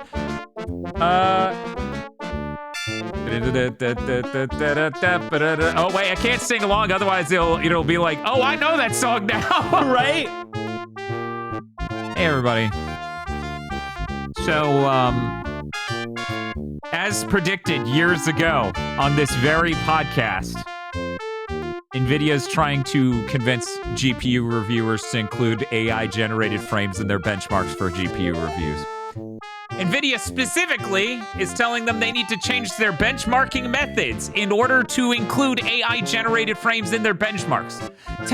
Tom's Hardware writes, with Blackwell, Nvidia recommends everyone doing benchmarks switching to use milliseconds between display change, as it's apparently more accurate. Looking at the numbers most of the time, it's not all that different, but Nvidia says it will better capture drop frames, frame time variation, and the new flip metering that's used by multi-frame generation. So if you want to get DLSS for frame rates, by the way, this is still quoting from Tom's Hardware, in quotes, because AI-generated frames are not the same as fully rendered frames, you need to make this switch. That's easy enough, and it's what we plan to do whether or not we're testing with multi-frame generation. So, just, you can never trust anybody who does this. You just can't trust ever because they're an Nvidia shell. You can trust Gamers Nexus. I really doubt they will go along for this. God. If I'm wrong on that, holy shit, we're fucked. All benchmarks are ruined forever. Wow. It's true. Like I said, and Dan said, and everybody said, this feature is just to lie on adverts. It has no other purpose. So the funny thing is they finally updated the benchmarks on their website. Nvidia did. SVG, that's what we're doing, really? We're gonna put that up in an SVG? Yeah. One second. You just put out the vector graphic direct. Of a bar chart. Yes. Of a bar chart? So they put this up, it's relevant. I'm gonna show it. Nvidia updated with some additional information about what you can expect. I'm just gonna type bar chart. Bar chart's now the name of that image. And I will love running into that a year from now and getting mad. So they added the first 2 games to this. Notice something about those bars and how they are relative to the rest. They sure are a lot smaller. Yeah. Because those don't have frame gen. Oh, funny that.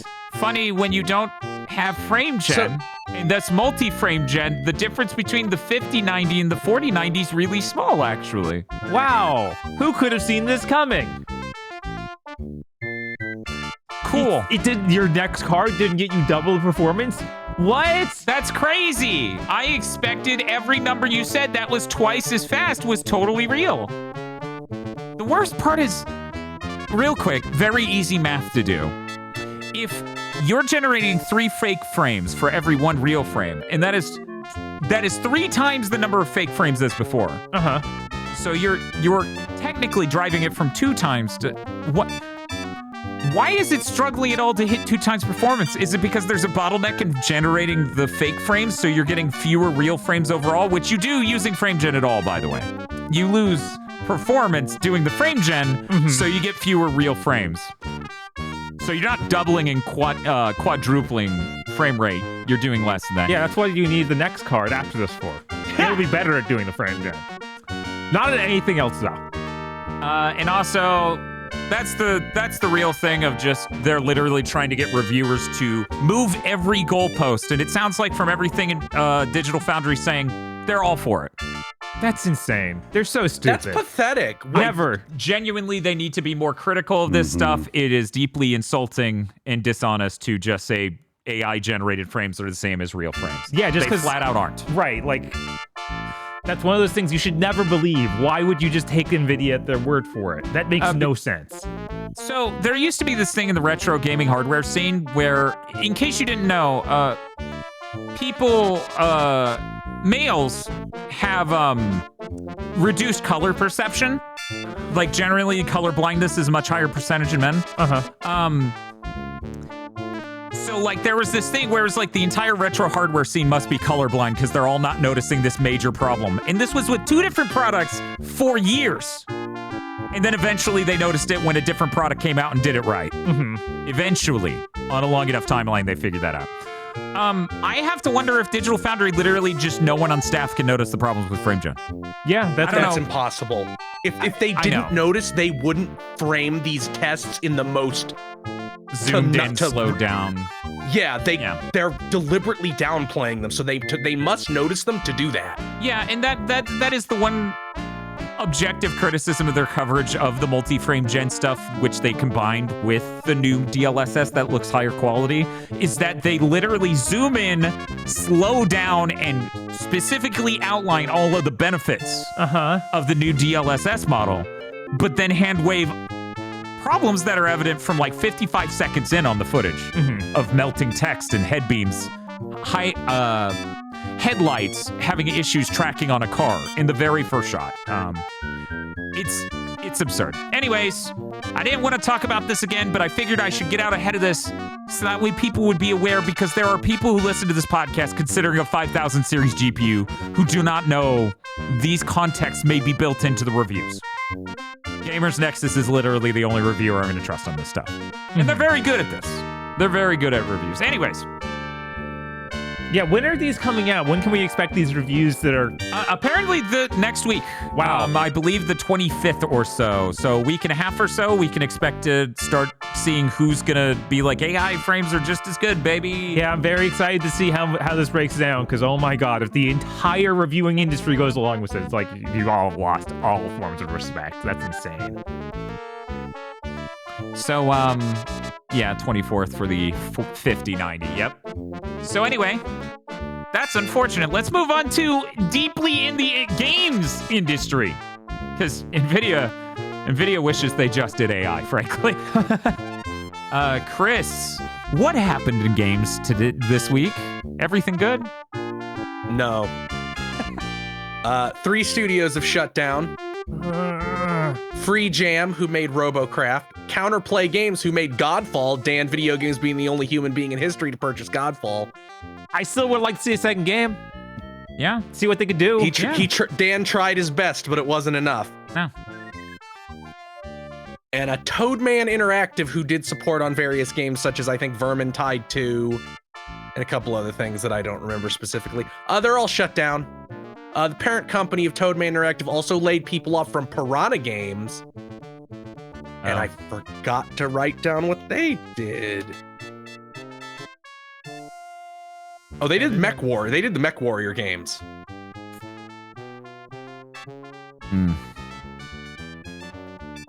Yeah, they shipped Mech Warrior 5 Clans. It's last okay. year, it looked like, and I guess that didn't do very good. Eventually, they'll be out of people to fire and studios to shut down, right?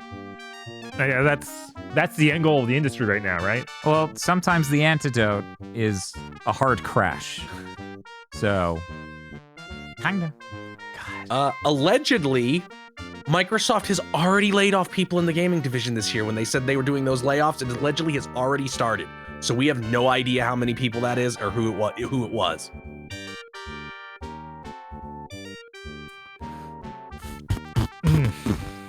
But we're already having people go. Yeah, I got. Not gaming, but I feel this is relevant. Sony bought Alamo Drafthouse in June of last year. Oh, okay.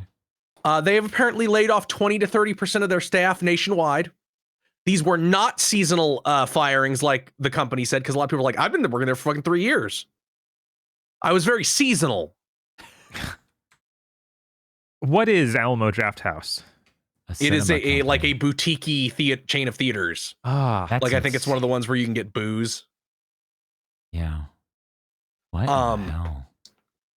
Allegedly, this is also going to explicitly make the quality of the experience worse, because I think a big thing was like they fired a lot of projectionists and are like automating it somehow.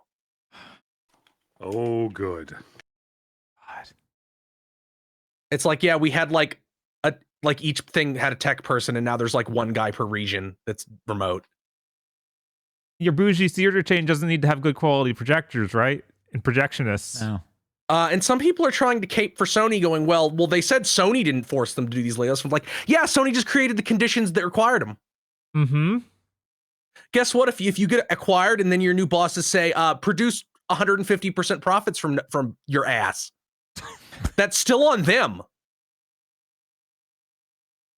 Like these acquiring companies don't get slack because they only created the circumstances that led to layoffs. They didn't order the layoffs. That's fucking stupid. Yeah, Come on. I've been way too lax on dipshits. I'm gonna have to demand some viewership number climbs out of them that are unreasonable. Like, you need to be doing this, but Dan, Big Think doesn't do that. Shh. Be very quiet. And in news that we got gearing up for this podcast that I'm fucking pissing mad about. Yeah. We finally found out what Bluepoint's project was, because it's fucking canceled, because it was a God of War service game. I say this with no amount of under exaggeration. This is fully justified as a statement. It is fitting. I am not memeing. What were they thinking? We already have a multiplayer God of War experience to point at and go, hey, yeah, no one wanted that. Yeah, no, that failed. We didn't call that. We didn't call that a service game, and it was attached to a single player game. What if we didn't have the single player part, and the multiplayer part was going to cost $300 million? And then you charge $70 for it, or maybe just $40, but it doesn't matter either way. Yeah. What were you thinking? They also canceled Sony Bin's project, which was another service thing. We do not know which one that one. You know what? I assume it was a Days Gone service game, because that seems to have been their fucking brain disease. It's like Spider-Man one we canceled, Last of Us one we canceled, God of War one we canceled. What would it be but a Days Gone one they canceled?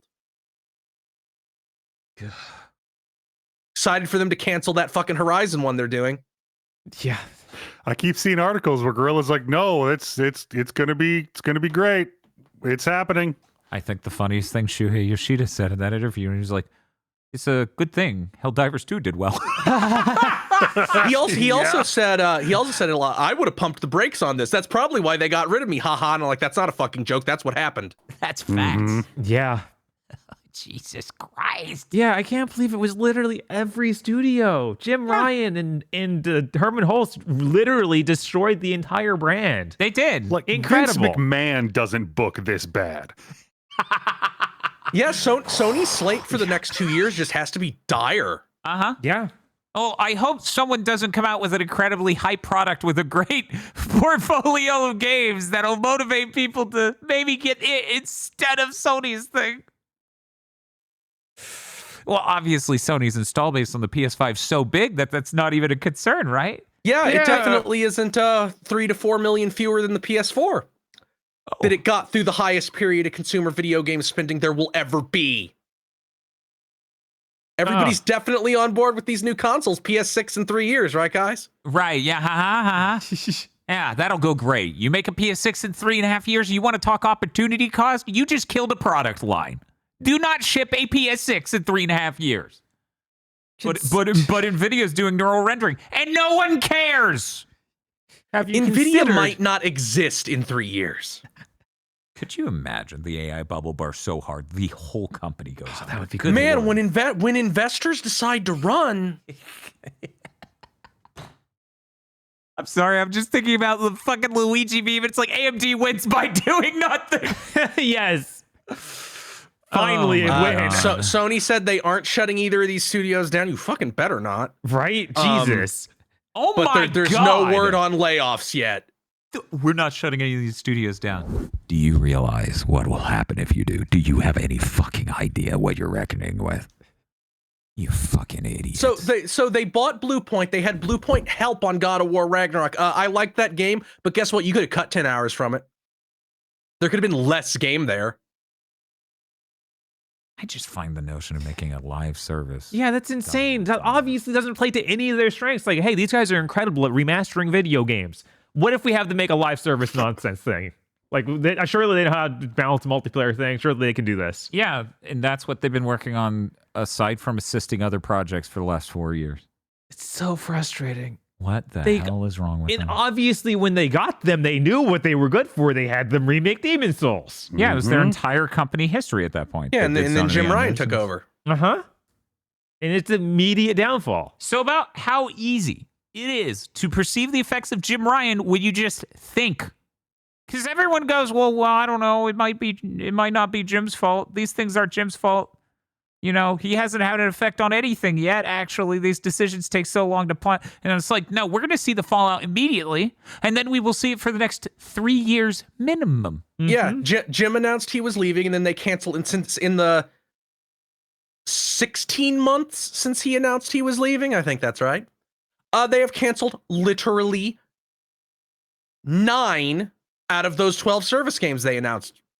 Helldivers shipped. Concord should count as canceled because it Yeah, they shipped and basically was canceled unbirthed. it. And Fair Games is almost certainly going to have the exact same thing happen to his Concord if it even fucking comes out. Yep. Yeah, the way they're slashing these, I don't know anymore. I don't know anymore either. They didn't show us fair games even by the end of the year. No, they didn't show us a single lick of gameplay. All we have is a CG trailer from 2 years ago or something. I'm seeing Snack Canary in chat says Gerstmann said he heard about the God of War game so long ago that he thought it was wisely canceled already. That makes sense. If they'd been working on it for over 2 years. Absolutely moronic. Yeah. How did they let these studios do this? And I actually on the Which, you know, it's not these studios. yeah. We know exactly what's at play here. It's Jim Ryan. With Ben, they were talking about getting to work with a new IP and not doing Days Gone again. So it sounds like it wasn't even Days Gone related. It was just, here's our new IP. The only one they'll let us make is a service game. right. The same with that Sony. Sony I British don't even have studio. faith it actually turned out to be a new pipe, or they had 2 projects. No, they made it clear one project, new IP. Then I guess they just drowned a new IP. Yeah, and that's exactly what Now they we'll did never with the, find out how that new IP was related to Siphon Filter. right. I know, right? But that's the exact same thing they did. I think last year with that British studio they had With that Call of Duty studio, like with Call of Duty people at it. No, I was talking about the one that's been around, Sony London or something. Sony London, yeah. Oh yeah. Yeah, because they were working on a cool new fantasy game, but it was also had to be also- online service game. Yep. And then they slashed its throat too. It's like, And that, yeah. Infuriating. yeah. Infuriating. That's just been the story of Sony. I don't think I've ever had a point in history where I was more pissed at Sony. Yeah, no, this is new levels. It really is. Like, even when they lied to us through their teeth about the PS3, at least that was exciting. You know, at least before all this leaked, I could entertain, like, well, they're doing a lot of external partners. You know, like the Call of Duty studio we were just talking about. Right. Like, oh, they're going to be doing it through them. Nope. We have our best studios working on it instead of a game you want. Yep. For years. Also, I think Sony bought that Call of Duty studio and then shut them down. Yeah, what there they was do. major problems with that Call of Duty studio where there was a schism in studio leadership. So one of the guys from that studio went to Sony and has a new studio. And the other guy doesn't work with Sony at all anymore because they shut down the studio. So who fucking knows? So how long before they shut down that new studio that they moved Bungie people to and like keep making your service thing? Which one? They shut down Concord Studio, right? I think they already did that. Okay, so, Yes, so they did, the but one remaining. When they saved people from the last round of Bungie layoffs, they were like, we'll take you and put you Yeah. here and have you keep working on that service thing. And I'm like, you're a fucking idiot. Chat, is the name of that game Jelly Beans? Jelly Bears? What is the name of that fucking game? Because that has a project name. The one that survived from Bungie. Yeah. Was it Gummy Bears? Gummy Bears! There we go. Yeah, I'm pretty sure it was Project Gummy Bears or some shit. Yeah. Yes. It's supposed to be a fighting game, platformer, MOBA, life sim, frog game. We should just call it canceled because that's what it's going to be. That's not... Bungie's, God, what is that? Everwild. No, that's Rare. Marathon? He's saying Yeah, he's saying it's their equivalent. Yeah, it's their equivalent. Oh. I don't know. I think even that buzzword soup is more than Rare has for Everwild right now. And they just Not announced for the Everwild's part done. for the developer showcase, by the way. That game's definitely very real. Yeah, I'm really glad that that's been in the news cycle for 7 years. Yeah. What an industry. What an industry. I guess I should talk about the state of gaming presentation. I'll just keep the Burning Man on screen the whole time.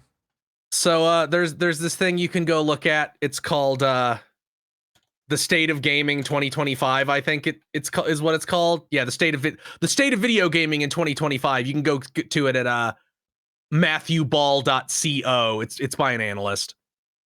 It's like a 200 slide presentation about the struggles the gaming industry currently faces, why those struggles exist, and how to get past them. Great analysis on what the struggles are, middling identification of the causes, and fucking woo-woo, I am petting the CEO's belly and telling them everything will be okay when it comes to how to move past them. If you want context on how bad the solutions are, one is Well, let me GTA just pull it 6 up. will show me the There. fucking slide. These are the growth engines. Non-core markets, which is explicitly China. User-generated content platforms and tools. Become what? Roblox. What? Social game Become services. Discord's new fucking thing that nobody's ever going to use. Switch to Only one of those is going to exist, and only one company will have it. other new handhelds and devices. None of those are going to be anywhere near as successful as the Switch 2. Resign yourself now. AA and AAA mobile gaming. Hey, you were That just already a moron. failed. That already failed. You will never get somebody to pay $60 What? on their phone. Yeah. We have learned this. But Yeah, like what? Those Resident Evil games sold what? 20 copies? yeah, I think the actual number was like literally 1,300 or something. Yeah. Yeah. App Store regulation. That's not creating new money. That isn't creating new money. What they So- specifically mean is you'll get a better cut from alternate app Yes. stores on Apple. Oh. Yeah, they mean when legally Apple is mandated to let you have third-party app stores. Okay. That That's you what will They not think that'll save them. you will not that will not move the needle. New game genres, bro. What? Let me explain something brutal to you. We've been at video games as you commonly know them, hardcore at it for 4 decades minimum. We basically don't have those, and when we do Extraction invent them, shooter. and when we do invent them, they aren't popular like Strand likes. New game genres is explicitly somebody pray you can invent the next Minecraft. Mm-hmm. Mm-hmm. Yeah, that circle's just marked miracle. Yeah. Yes, Yes. it is. Now get ready for the next one, listeners, because you haven't seen it this whole time. AI. Yeah, That's all that written. one. That One's just like magic, magic, magic, Right. magic, magic, Like the magic. circle is marked miracle, comma, idiots. This is literally, you'll be able to fire your entire studio. We promise. Advertising. In-game Oh, advertising. We didn't think of In-game- that. No one thought of advertising their games. What? No. In-game advertising. Oh, no one's ever done that. Please ignore that there are 7th gen games that do that. I mean, the example specifically, EA, it tends to keep shoving more and more advertisements in their sports games. It's like, guess what? Most games aren't casinos. Mm-hmm. Most games aren't casinos where people will tolerate having Coke ads shoved in their face. You're fucked. But they literally did that in Burnout Paradise. They put fucking ads on the billboards. Yeah. It did Well, not yeah, but generate... now do it in every game. Oh, yeah, and that'll make It it makes so much money. infinitely more money. Well, I mean, the last one is hope GTA 6 they charge $100 for GTA 6, and then hope every company starts charging $100 for their games. Guess what? If you want to flatline the industry over fucking night, you charge 1 cent more than you're already charging. And to address the text at the bottom of the screen, it says notes ordered logically rather than in order of monetary value, significance, timing, etc. And this isn't to say I believe in each one, let alone to the degree sometimes argued, but I do think each is worth arguing. You think... What's funny is this also has a slide for all the reasons GTA 6 pricing won't happen. It's like bullet point 1, everybody fucking hates it. Bullet point 2, going to $70 didn't seem to work out for everybody. Bullet point 3, the higher we raise prices, the more people wait for sales, which not only negates the benefit, it usually makes things worse. Yeah. Yeah, obviously. Bullet point 4, Fortnite is right there and is free. Uh-huh. Yeah. This whole list is stuff that either is out of their control or isn't real or is the stuff that's actively killing them. Yes. Like, the phrase fight fire with fire does not literally mean you point a flamethrower at the fire to put it out, my guy. Yeah, when are we going to get, like, controlled burn gaming shutdowns? Yeah, that actually is a good question because that's not what's happening. So I know a lot of people are like, man, everything going wrong with the industry, especially Sony's end of it, is kind of Destiny. But I kind of have another idea here. I think it's honestly Fortnite, because they get the receipts on Fortnite, hardcore. They know exactly how much money Fortnite's making, which is more money than God. Mm-hmm.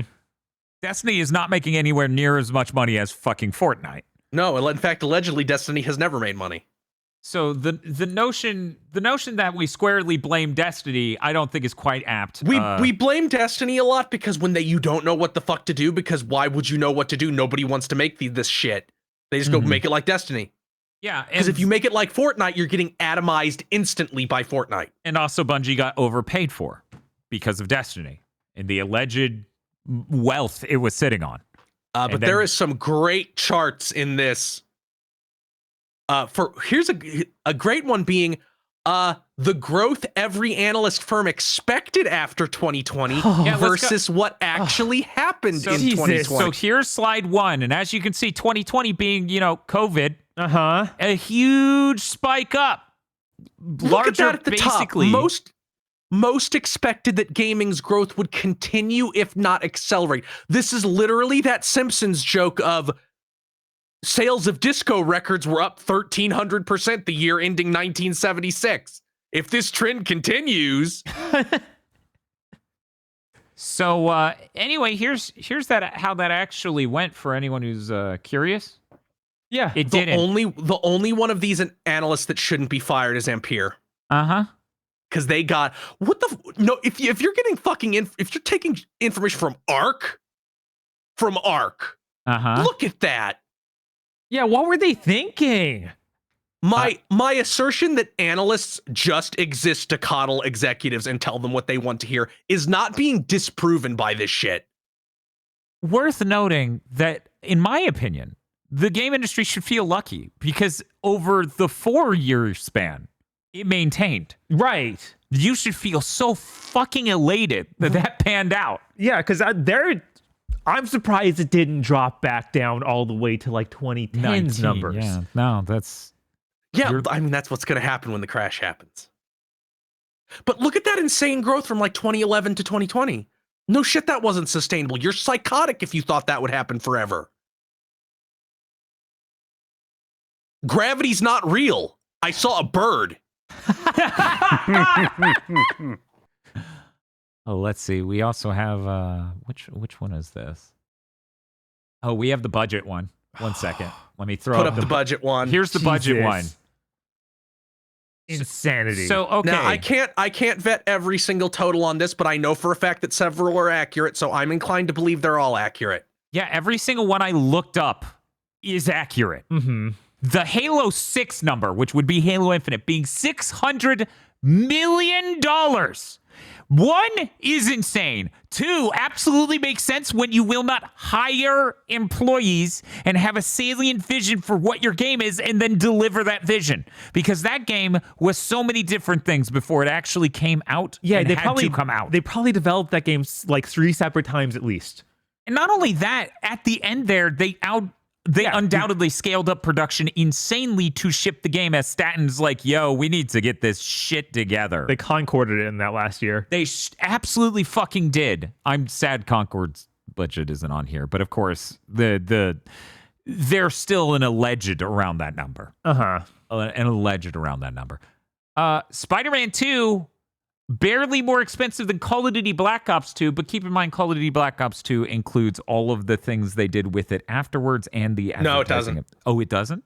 It explicitly says at the top, excluding live service. It does say that at the top, but I thought this figure for Black Ops 2 was including marketing because I think these are a little bit different. These are Okay. lower than the numbers in that article, so it has to be excluding that shit. Jesus, how did you spend that much money on Black Ops 2? Well, when you have 4 studios crunching on a game because it has to come out every year, it fucking costs money. I don't even know that was fast, the case cheap, with good. Black Ops 2. It was. It was already the case. Fast, cheap, good. Pick 2. Oh, I'm mixing up which one's Black Ops 2. Okay, That's I was like, why. no, yeah, Black Ops 2 was... Never mind. was Sorry. I looked down at the year number and then went, oh, wait. Yeah. But look at Modern Warfare 1. Yeah, the Modern Warfare 1 remake Jesus. is $450 million. The one that's killing me is Final Fantasy 16. What the fuck do you mean that cost $225 million? How? It has really expensive QTEs that are animated insanely well nonstop at the key points of the game throughout the whole game. You're watching was money not burn for each and fucking every worth one of it. those. No, it wasn't. Yeah, no. Those Akon fights were not cool enough to justify this much fucking money, especially when that money could have been better spent on the rest of the game. And go ahead for the listeners. Final Fantasy 16 is $235 million just looking at the chart. Final Fantasy 15 is barely over 150. Yeah, that's Final Fantasy 16 more expensive than God of War, Ragnarok, and Horizon 2. Horizon Forbidden West. Embarrassing. And it's slightly more expensive than The Last of Us Part 2. That's insane. Mhm. Slightly more expensive than Cyberpunk. Which is fucking nuts. It's more expensive than Red Dead 2. I looked it up because when I saw the budget for 15 on this list, I was like, I need to know what that looked like. 15, they were like, we actually broke even on the game when we sold 5 million at launch. Like we became profitable then. Okay. I don't think 16 sold 5 million at launch, and it is much more sold expensive. about 3 million at launch. Yeah, like I mean, people. Some guy who used to work for Square Enix on Twitter like a couple months ago was like, "Yeah, it's going to probably take them 18 months to break even on that game." It's like, why did you every single horrible Western idea put into that game, and look what fucking happened? I never want to hear anybody run their mouth about action Final Fantasy again. Yeah, same. Yeah, I really hope that's over because oh my god, they definitely proved that was not a ship to chase. Yeah, no, God, like I knew that game was expensive playing it. It's just there's so much volume of that game that is not expensive. yeah, it's wild to think it's that expensive when so much of what you play is like this one desolate looking town Is a Final Fantasy 14 expansion. Is a Final Fantasy 14 expansion. Yes. An entire game that is on this list for under 100 million. Which, to be fair, because I saw someone in chat disbelieving that number, is that the original version? It might be because was it being a live service sort of thing. They probably No, 2013. It would have to be. and that's what I was going to it would say. have to be Realm the Reborn. revision. Yeah, I think it's a Realm Reborn because it's 2013. Yeah, which still isn't the. It might It's- include it'd the be- original as well because it just has all the same assets. That is true. You would save a lot of money by just using the same assets. They literally had to write a story. They talked about this, like, use everything that was in the original. But yeah, this is what I'm talking about. This is fucking crazy. In no world should you have spent more money than The Last of Us Part 2 on a Final Fantasy. I think it's absolutely nuts, the difference in price, in budget between 15 and 16. God, like Red Dead Redemption 2 is one of the most absurdly pretty open world games ever. It's miserable to play. But then look at the open world in Final Fantasy 16. It's like, why do you mean this is more expensive? They fell into the same trap when Sony gives you the Galaxy Gas. It's like, if we spend Sony money, we'll get Sony sales. And I'm like, even Sony ain't getting Sony sales anymore. It is real. I love this chart. It's really fun to have this visually explained like this because you can go back along the timeline and remember all those years ago when all these budgets are getting bigger. Oh, these budgets are getting bigger. Oh, all of these budgets are getting bigger. And pinpoint when you realize the boulder was rolling, now that it's just going down the fucking mountainside. Yeah, why would anything need a bigger budget than Spider-Man and Horizon Zero Dawn? So here's the thing for me, okay? The number one thing for me that has been bugging me about this, aside from us talking about Final Fantasy 16 and 15, right? Mm-hmm. Spider-Man Miles Morales costs over 50 million, looks like 60, 70 million more than Spider-Man. How? Yeah, that costs a lot of money when you have to redo the entire game in a higher fidelity for 4K. That's insane. Like that is so we know much for a fact that Insomniac is addicted to continually redoing those assets. They did it again for Spider-Man 2. Yeah. Which Spider-Man 2, as it has been covered in many places, $350 million. Like, that article came out blaming higher fidelity visuals for a lot of this, and a bunch of devs pushed back, and I'm like, this chart proves that you are more wrong than right. Yes, mismanagement obviously makes things a lot worse, but how else can you explain Horizon Zero Dawn 50 million, Horizon 2 200, when yes, there's some scope difference, but you already knew what that game was. You brought over so many mechanics from the first. You had to make everything the super high fidelity. That's where that money went. The thing that bugs me, the thing that I really wish was on here, I don't see God of War 4, as they would call it, on here, because they consider Ragnarok 5. Yeah. That's weird. Why does it have 3 and not? It has 3 and 5, but it doesn't disclose how much 4 costs, which is really frustrating because I am curious. Sony must have just never revealed that information, and the author of this couldn't get it because at the bottom it gives sources, and one of them is my company. Oh my god, I just saw Halo 5 on the list compared to Halo 6. Jesus. Yeah, of course. Which already Halo 5, oh my god. Frankly, because it's almost 200 million. Like, they're ahead of everyone else. Halo 5 costs what looks like 185 million. Spider-Man, coming out 2 years later, costs under 100. God, and Final Fantasy 15 is right up there in that insane price level. It's like that game launched and was not even remotely done. 1, absolutely true. 2, and more importantly, though, Final Fantasy 15, Square made it an event. There's a tie-in movie. There's all these brand deals. There's all these marketing deals. 16 doesn't even have the presence that 15 does. Yeah, to the point where it was really weird when Tekken a full year later is like, who is this guy? Well, hey, that Xbox gamer is playing as Olive. Jesus. It's fucking nuts. This fucking industry. I sincerely, the only hope here is that someone looks at what's happening with the Switch 2, because I feel like there's no way the Switch 2 comes out and Nintendo's own games bomb, right? and we just realize, wait, why are we chasing ray tracing? Yeah, no one cares. Yeah. All of these high fidelity things that cost so much money, they don't care about. The games don't sell much better compared to how these budgets are going. And in a lot of cases, maybe they don't even sell better. Yeah. Like Spider-Man 2, do we know that sold better than Spider-Man 1 or Miles Morales? Not enough to justify how much more it cost. Of course not. In no world. Right? No. And It's so- anyone would have we bought know- if Spider-Man 2 looked identical to Spider-Man Miles Morales Morales even. Yeah. Yeah.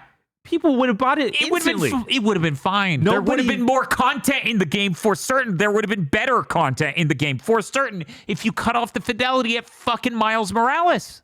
Yeah. We also know for a fact that, like, just look at Horizon. Like those two games sold 1-to-1 until they put Horizon 2 on. Horizon 2 was a little bit ahead, which it should be. It's a sequel, and then they put it on PS Plus, and sales died forever. Which is why they're Oh, not yeah. doing that again. They internally were like, "Oh, that went terribly." They're still doing it again. They just put Ragnarok on this month, which is a longer period of time. It's more What? than 2 years, but it still shows that they're not. I mean, they're stupid. Sony's stupid. They're brain dead right now. They're gone. Man. They have become Microsoft 2. We now have 2 Microsofts in the industry. Soon to only still be 1, but for the moment 2. Hey. Just because it's obvious that they're not going to be able to ship games for the next 3 years doesn't mean we shouldn't watch it happen and then call them Microsoft. hey, now it's Microsoft. I noticed. Yeah, just like with us in the pointing out Game Pass isn't sustainable. It's going to black pill all your customers on sales and shit. We were saying that over 4 years ago. And everyone's like, no, it's fine. No, it's fine. No, it's fine. No, it's fine. They only stopped saying that last year. Yeah.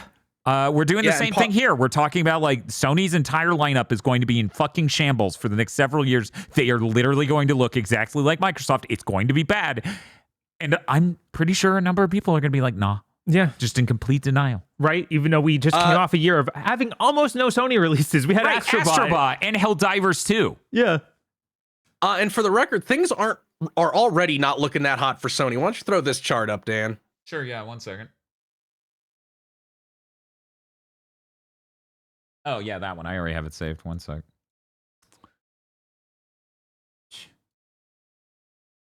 No, actually, I don't. Damn it. Damn, I'm going to find.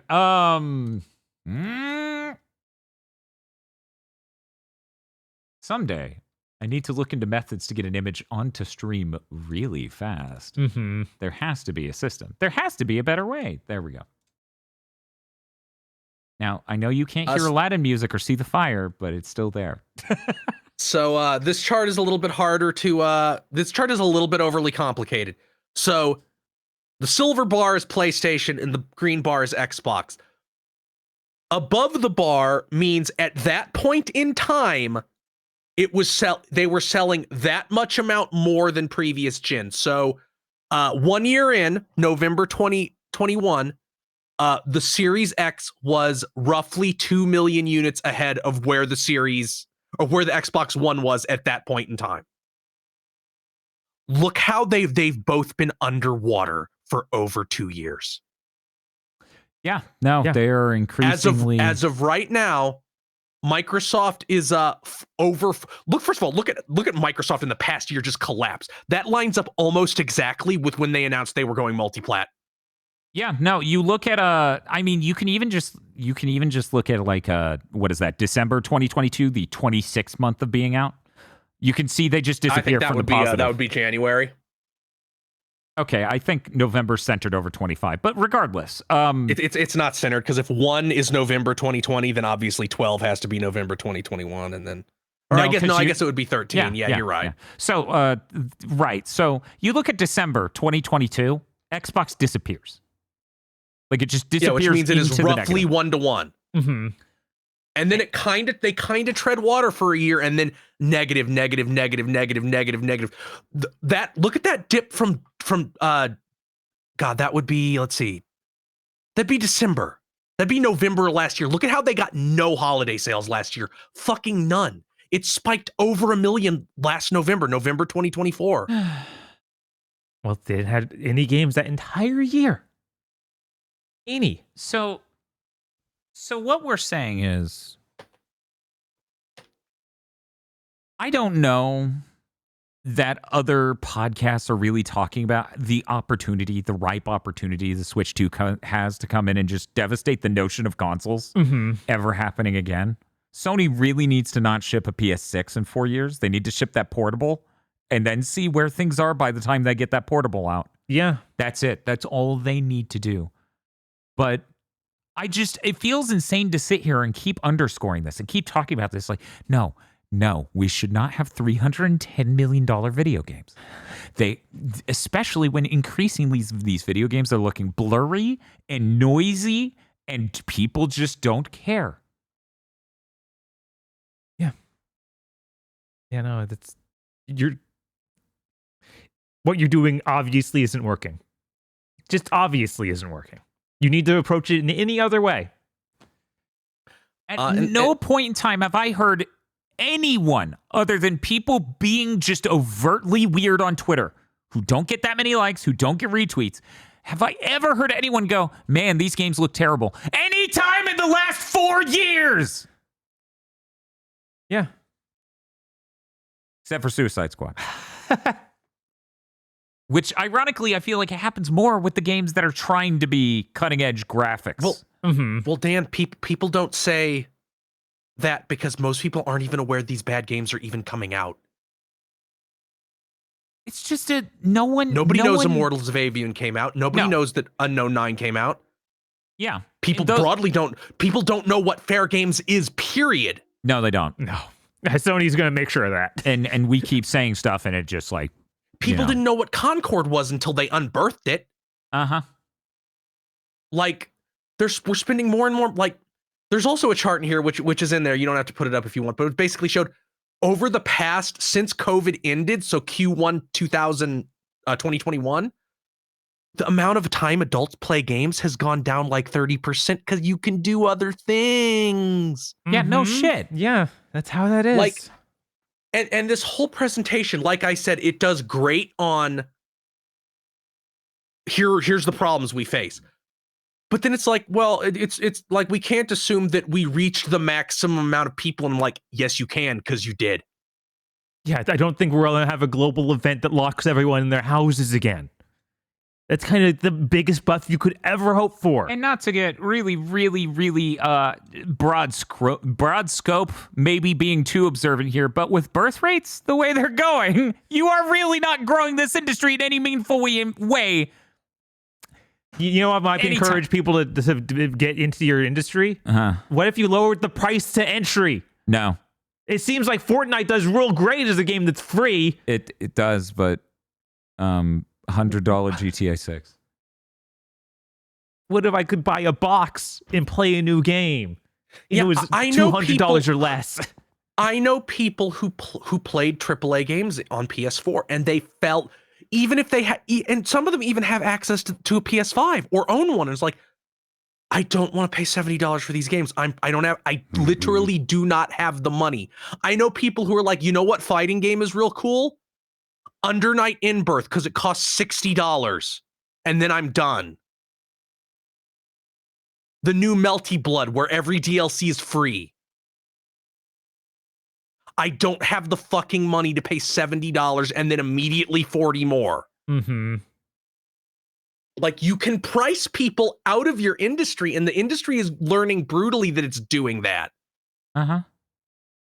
And it's like, it's a two-way problem, right? The games cost too much. And additionally, there aren't enough quality games. Mm-hmm. Like, yeah, this presentation like barely brushes up against. We lost everybody's trust. We don't ship good products consistently enough. Yeah, no, that's obviously a huge problem. Uh-huh. Like, that's finally coming to bite people again. Of like, oh yeah, no, they learned. People have learned that they can't trust any of these games at launch. Yup. It is really funny how like every slide is like, everything's on fire, but not Nintendo. They're fine.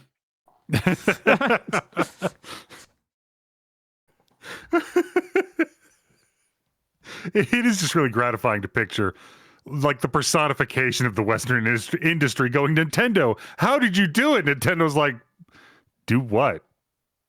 The thing ran we've a been doing business for 40 years? What were you doing? Yeah, there's like the one company that stayed sane at all and didn't chase every single Silicon Valley nightmare. Yeah. And this is the part that's absolutely crazy. It's absolutely nuts to just sit here and be like, why are you making your games targeting this tech? Like when the architect of the PS5 is the one, he fucking designed it, and he's like, I didn't think people would really rush into ray tracing like this. Well, Dan, this presentation actually does give insight into why they're doing that. They literally believe it's as simple as, how do we get people to play our game instead of another person's game? Look better. That was historically true, but with ray tracing and the other cutting edge tech, you do not look better by being on the cutting edge of graphics. That is simply not what occurs. Yeah. One of the fucking slides in this is like, nobody would have thought Spider-Man 2 wouldn't be as successful as Spider-Man 1. It has twice as many mocapped cutscenes.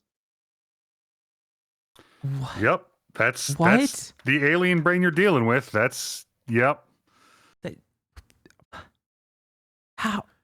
Like, the inmates are running the asylum. There isn't going to be anything to fix this but a brutal, horrific, punishing crash. And thankfully, this article is like, yeah, VC is running from gaming. I'm like, good, get the fuck out. You're all evil. You're evil and stupid. I can tolerate one, but not both. Leave. It's absolutely insane. Just the notion, right? That, sorry, I was dealing with the thing.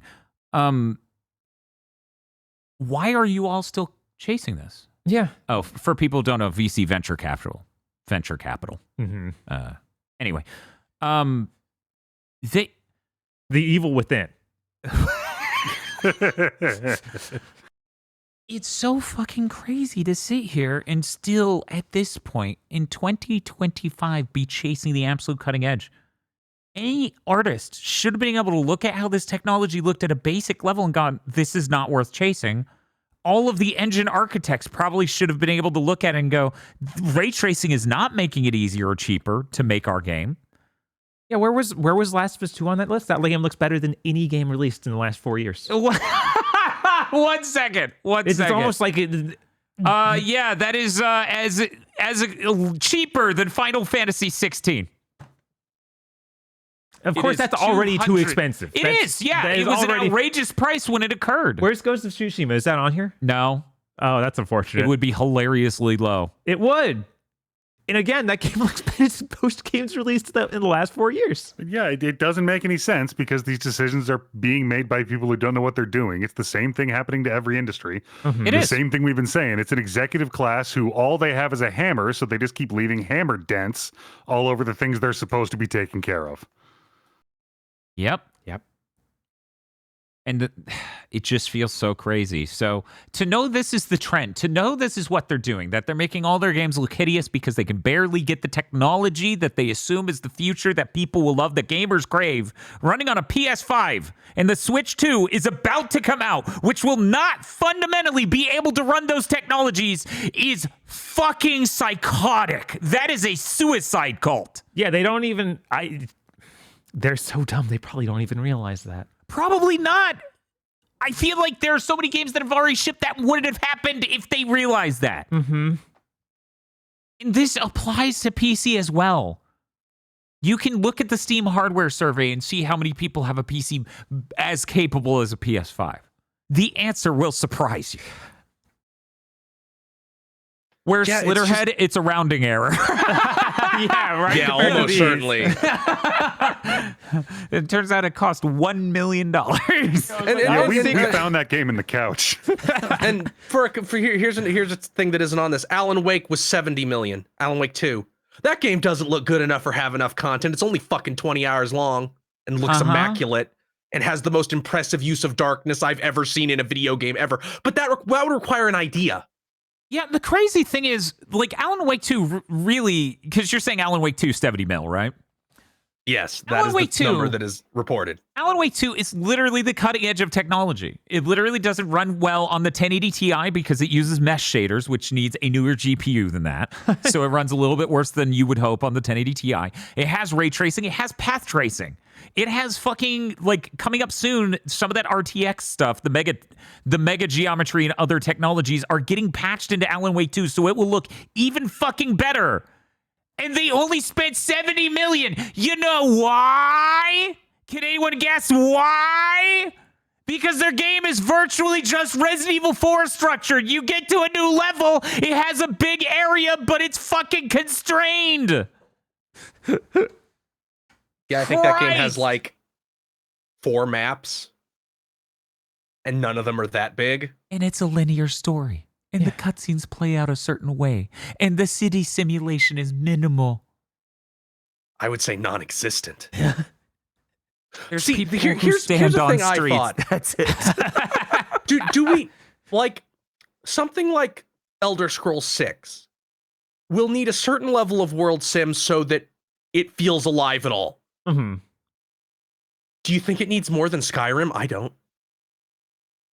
Do you think people would notice if it had more than Skyrim? Again, I don't.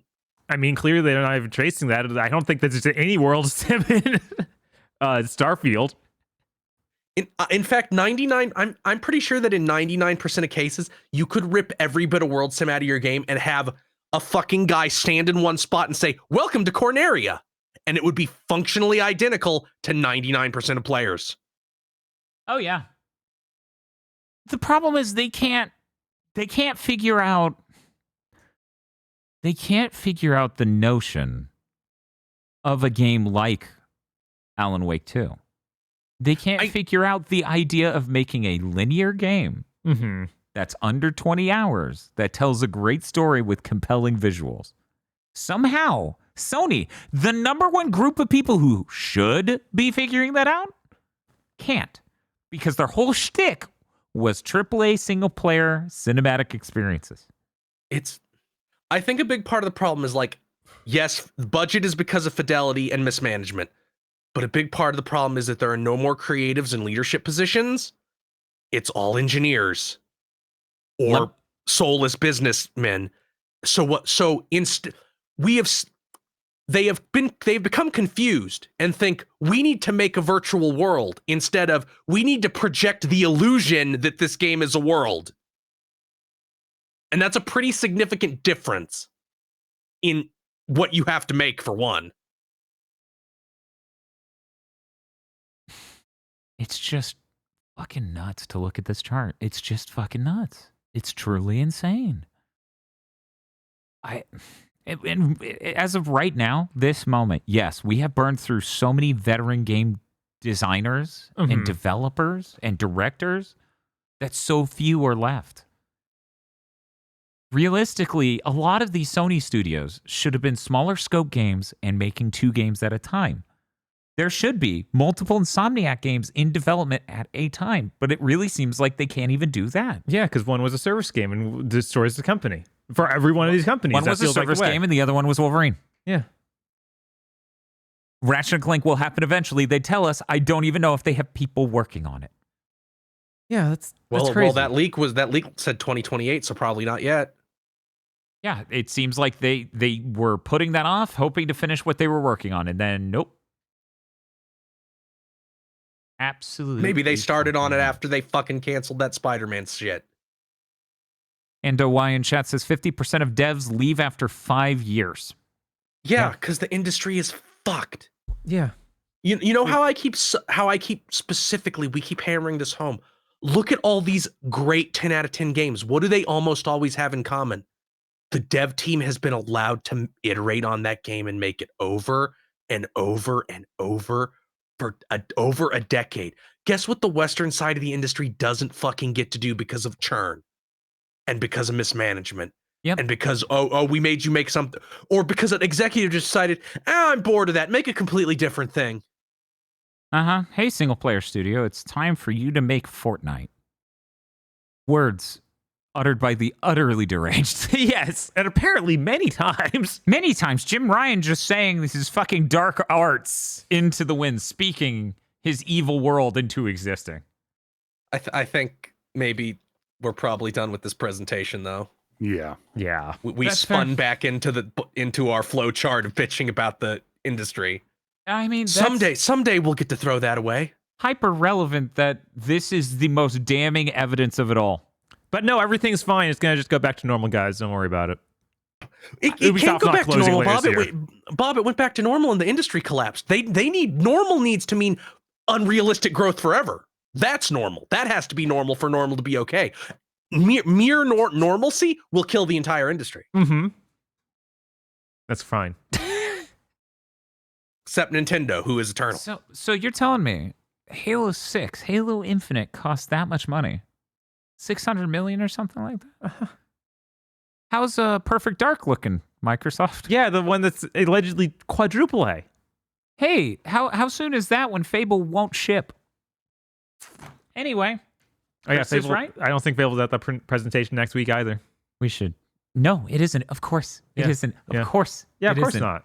Because that's for a presentation. Because they for people with delayed it things out to of this say. year and they still won't admit it. Mm-hmm. Anyway, let's Is get Doom them even on that? Yeah, Doom's on there. Yeah, it's Okay, Doom good. and Doom, South of Midnight, Expedition 33, and Mystery Game.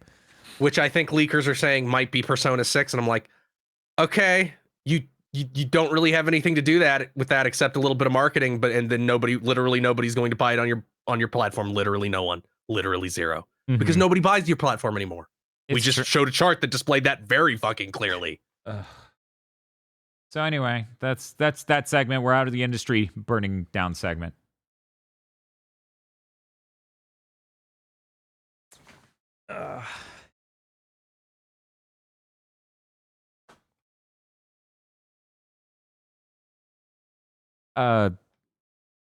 So apparently we have a small tangent of people. I figure I'll address this okay. because the listeners, some of them might be listening and waiting until they can write a comment. So I'll head this off. We have a small tangent of people in the chat and the fan Discord screaming about how that Final Fantasy 16 number is wrong because of a Reddit article. You're right. In this 220 slide document presentation where all of the information has been verified to be correct, they were wrong on the game you like. Yes. Yeah, sorry. Like, if you could, you got to pull some real bullshit for me to believe that just that part's wrong. Just that one part. Yeah. Ignore that 15's right. Mm-hmm. This part. This one part. This one data point cannot be right. Yeah, you gotta just accept it and reframe your. I mean, I honestly have no difficulty believing that. Yeah, no, just playing the game. They got a major Hollywood actor for one of the main characters. that's I know he's not that major. no one I mean, they knows had that. every studio in the fucking universe help with that Yeah, game. They had yeah. Platinum in there. They had the Kingdom Hearts 3 team in there. I think somebody said they had fucking Team Ninja in there a little bit. Like, when you have that many people in the game, it fucking costs money, guys. Sorry. Mm-hmm. Yeah, and like so many of the moments of those hype moments in the Devil May Cry like levels Uh-huh. are clearly so expensive. You're walking through a level and it's just blowing up. Things are falling down. Like, think of all the castle moments. Yeah. No, that It's game a is very- clearly budget blowing every time it wants to be. Like, that Titan fight probably cost, like, they were like, the Titan fight took a year to make. Right. Right. That tells you right there Right. how expensive that is. And the thing is, like, I don't know why you would fight it being that expensive. Is it because it makes it more like games you dislike and you can't hit them for being expensive? I don't understand what part of you wants to disbelieve this so overtly. I don't know. Anyway, Is it because that it makes it actually not successful and you can't cope with by saying Square Enix has unreasonable expectations anymore? and If you know for sure that it costs that much, because guys, I hate to tell you this, Square Enix makes bad decisions. Did you forget the list I read where they shipped the worst game every year for 5 years in a row? I forgot about that. I actually did forget about that. One of them was Bland. That's all I remember. Foam Stars, fucking The Quiet Man, Left Alive, Infinity Strash. Like, Square Enix does not make good decisions, guys. They're on that gas and they're trying to be a Western company. So they're Yeah, making and all the same mistakes as a Western company. And like a lot of the games that were just listed are the exact thing we're talking about, like your Foam Stars and your Final Fantasy 16s. In their own ways, they're both very much the Western company thing. Yeah. It's and that's the thing. This isn't even exceptional or exclusionary to them. No. They're just acting like the other high end of the industry is tending to act. Now, I would kill to see numbers for Capcom's budgets because Capcom games look exceptional. Right. But much like Alan Wake 2, things like Resident Evil 4 Remake have a constricted scope compared to these other games. They often do have a very constricted scope with their games, and I do suspect that they aren't this insanely high. No, there is no way a single game from Capcom gets anywhere fucking near Halo 6 or Spider-Man 2. Yeah. Anyway, we got to move on. Mm-hmm. We got to move on. I just wanted to address that because it's happening. What is the next bit of news? Because sadly, we can go anywhere. We can go to me, Bob, or Aggro. I stress that I am sad that the only real news I had to bring in this week was talking about how Nvidia is scamming the benchmarks next week. I can just go through mine. It's real quick. Sure. Power Wash Simulator VR in support. Nobody was laid off, but they were flat out like, it didn't fucking make us money. VR game not making money? Who knew? So this... that was also part of the presentation, for the record, not to go back to it, but it was like, yeah, VR has not taken off at all. Yeah. Yeah. VR and AR flatline. Yeah. Part of the reason for that is PC landscape for VR is just not good at all. And the price of entry is just too high for all of it. Yes, but even when we do have older, cheaper headsets, you know, like your Quest 2s are $200, which is, in the grand scheme of gaming hardware, sadly, very affordable. Even then, it's like the marketing, the everything that you normally expect from PC releases of things. You know, everyone acknowledges PC is a good ecosystem to bring your game to in order to get some level of sales. Sony's doing it for a reason. That simply is not true of games. People on PC with VR headsets do not play VR games. Wow. I guess it's just for... It's for Quest and PS5, and Sony has kind of like gone, we're not going to put our full weight into the PSVR 2. So Quest is as good as it gets. It's unfortunate. But yes, there's also the Lunar Remastered. Real quick, I was going to note the VR version of Power Wash Simulator, I think, is Quest exclusive. I'm not positive on that.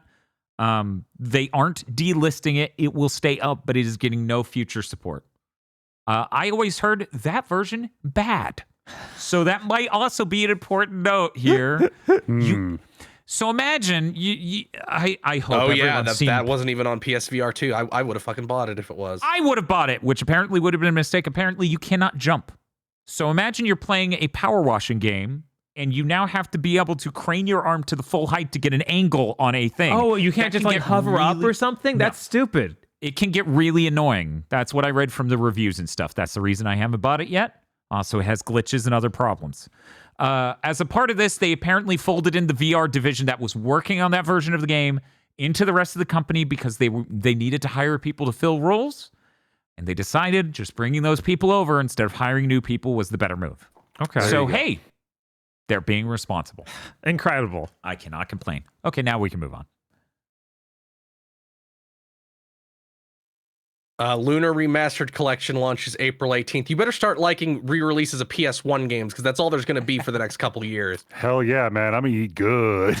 You better learn to like the fucking taste of hardtack. That it looked like the sprites look good. Like they didn't do any weird, awful filter to them. And this is gung ho, so it's very relevant. They could. Yeah, I still need them to reveal like, they bare minimum need to have undone working designs ruining those games' balance. Oh, yes. Yeah. Ideally, you should have a whole new fucking script because I don't think we need a script where every other NPC is what you thought was really fucking funny at the time. Guy in an office in 1997. I think they announced there's like a new dub and stuff, so I assume that would. They announced there's a new dub, but it could just be the same fucking script again. That'd be insane to get a new dub and not do that. I think they have to get a new script. I think something was coming out about that guy who owns the rights is a real hard ass, but I don't know. I don't know. Considering that it came out with the Archie shit this year, that no, they never lost any documents. That was all bullshit. Like with the Archie Sonic characters, I now believe that anytime somebody says there's this legal thing, I'm like, no, there's not. Yeah, because that seems to have always been the case. Every single time somebody's company couldn't do thing or had to do thing because of legal limitation. It's like, no, No. Guess what? The company just didn't want to do that. Every time. Yeah. Like I've seen people coping about that with like, well, there's something legal to keeping us from getting Bloodborne on PS5. Guys, Sony had Bluepoint making a God of War service game. Maybe they're just fucking stupid. Whoa. A corporation being insanely stupid? Hey, but guess what? Guess what? I bet Bluepoint is immediately moving to be working on. God, I hope. I think part of that Shuhei Yoshida interview was them asking him about Bloodborne. He's like, yeah, Sony wasn't dealing with it because it was technically the other guy's IP, and we didn't want, or if they touched, or the director of Elden Ring finds it very personal to him. So since he didn't have time to make it, Sony didn't want to take it from him and make their own thing. They respected his wishes. Maybe they can make it now that they're done with Elden Ring. Yeah, in the presumably. DLC. And you know we're someone else can direct an Armored Core. It went fine. Yeah. It's fine. yeah, no, it's So Miyazaki, go make a Bloodborne 2. right. So here's me starting beef. I'm starting beef You live on the should start podcast. beef. Bob, have you fucking seen I've this? seen this. I've seen it's Go. So Nintendo Life started their own curated version of the eShop to fix how it's full of shovelware. What a noble concept. And it went about as well as having a bunch of middle-aged Nintendo guys curate a list of games on the eShop it seems to be that literally every single Japanese indie game is marked as shovelware. Every single fucking one. Over 6,000 games are marked as shovelware. Any game with romance anywhere near it is automatically filtered, including Romance of the Three Kingdoms games by Koei Tecmo. Yes. Absolutely unreal. yeah, made by completely brain dead people. Cool. Literally, the meme about Nintendo YouTubers when an RPG is on screen gained sentience and made its own filter for the eShop. There's games that like, yeah, this was on like half of the top games of Japanese devs list. Shovelware. That Libra is just Revision, a stick game in that the I- bike wheel. Ask Libra Revision, a game I put on my top 10 the year it came out, and Voxandra of Voxandra.gay is like her third or fourth favorite game of all time. Shovelware. Shovelware, obviously. Doki Doki Literature Club, Shovelware. Fucking seminal visual novels that have influenced so much shit I can't even list it all, Shovelware. Hey, guess what? If you don't play visual novels, you're not fucking qualified to determine which ones you should and shouldn't pay attention to, asshole. No, they're all bad. They're all shovelware, in fact. Here's a list so you can bing bing wahoo, because anything that isn't that makes me remember my parents got divorced.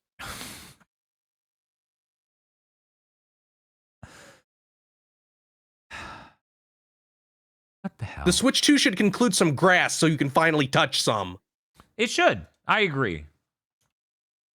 For once, and I really shouldn't wish this. I really shouldn't wish this because it's evil, and I shouldn't be happy when corporations do evil things, even to the misfortune of people I dislike. I hope Nintendo drops a brick on you. I hope they're like, you're fucking doing what with our store? Yeah, I never understood exactly what this was. So like, you can go to It's their a web website, layer, I think. It's a website. and it filters the actual eShop website. Yeah, it looks identical to the eShop to even. Oh, Which I feel like Nintendo's eventually going to just pull out their spine, which they should. But yeah, the internet in general had a pretty unified response to this, which is, I don't like that. The first time I've ever seen somebody getting their asses beat on Blue Sky. Like the very Twitter effect of everybody quote tweeting it with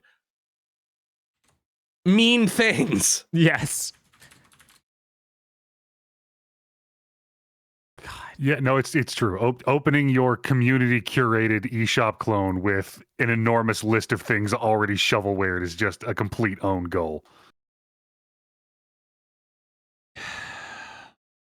I bet they'd say Super Puzzle Cat is shovelware. I know 5 streamers who streamed it this week.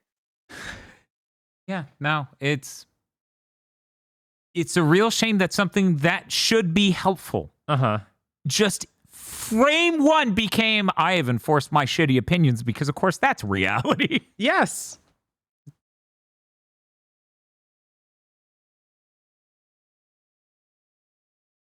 Don't just look for jumping chicken nugget. Don't remove that. We gotta take care of Fate Stay Night. That's shovelware, probably.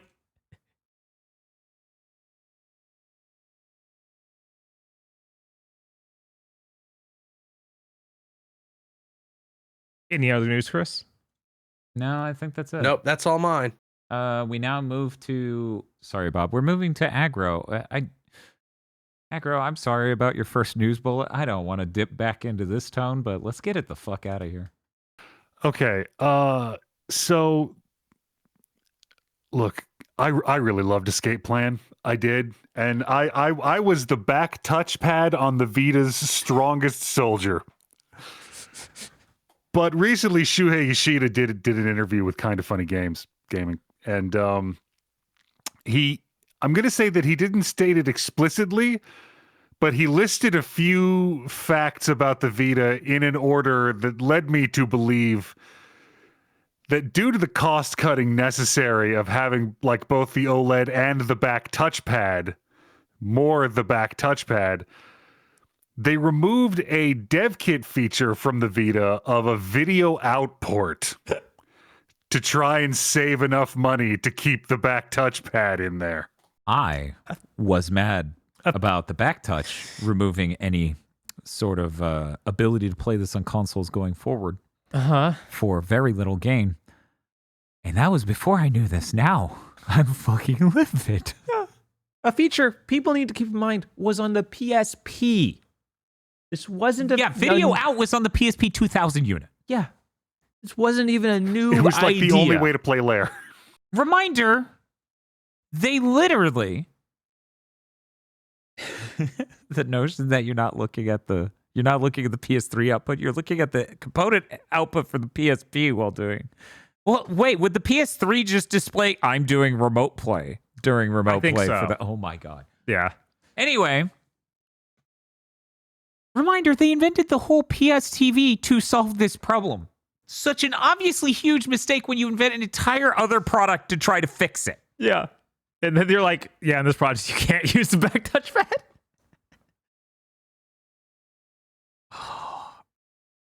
Yeah, that sucks. Yep. Oh well. It's the Vita. The past is the past. It is. Can't wait for Sony's next handheld.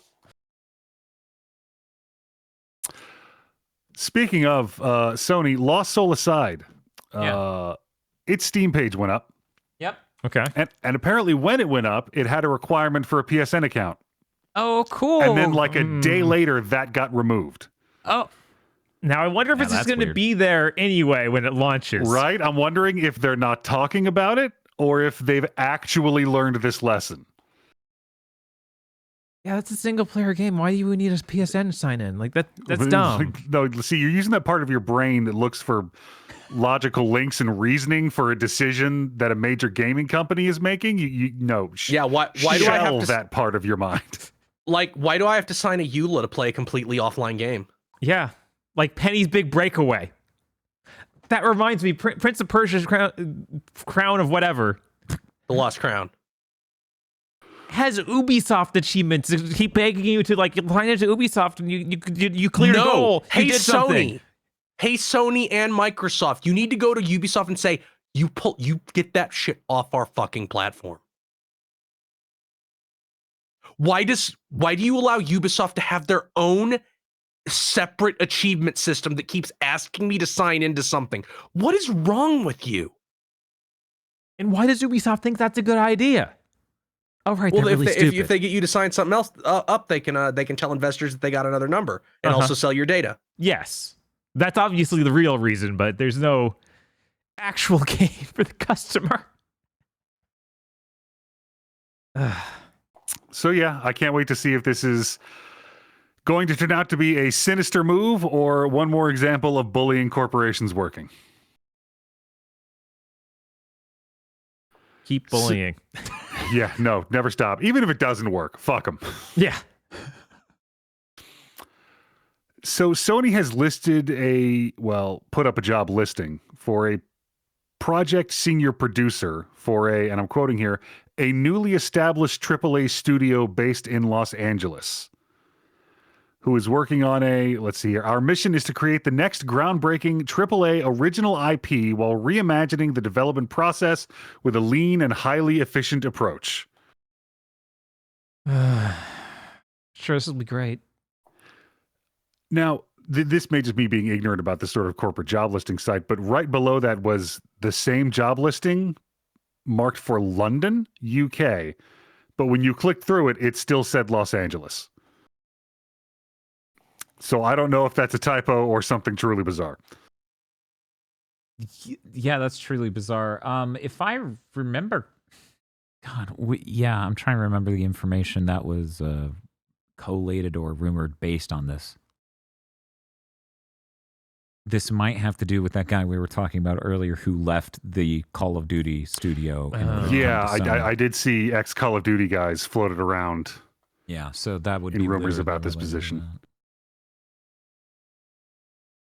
London Angeles. Yeah.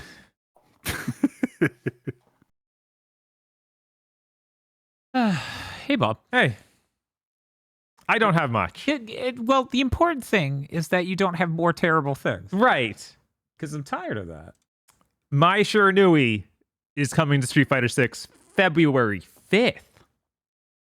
So it's like a couple weeks. Not too far out. She's going to have her classic outfit and also the new one from City of the Wolves. It's neat. I'm going to look this up just to see whether or not Bob is doing his journalistic duty to actually confirm that this is neat. You said City of Wolves or Mark of Wolves? City of Wolves. Okay, one moment. Or City of the Wolves. Yes, of course. The has to be there. So this outfit? Yeah, that outfit. Yeah, I guess it's neat. Yeah. That's... Okay. Checking. Pretty neat. This still isn't the last DLC character of this season. We're still working on this one season. Yeah. Man. They need to never do the giant post again. It really takes the hype out of the characters getting announced and rolled out. Mm-hmm. It really does. Like, that made sense when they leaked for the first update. But, man, they're always gonna tell us now because so many people bitched, like, because I think they might have gotten in trouble. Like, you can't sell people something and not tell them what it is. But everyone else is still doing that. Like Tekken did that. Oh, then maybe Capcom specifically got yelled at, or maybe they just so many FGC people were like, "Fuck you, we don't want to buy what we don't know what it is." The Capcom thing specifically with Street Fighter 6 is that it got data mined at launch to know what the DLC characters were because the code was already in the game. Mm-hmm. And they seem to just do that again. Like, but they were that sort of announcement. Capcom was telling everybody like what the whole thing was, like mid Street Fighter 5, I think. I remember them doing like 2 in advance. Like a couple times they did 2 in advance during Street Fighter 5. I don't remember them doing how many was it? I think the season pass that had like Cody and Sagat and Blanco was all at once.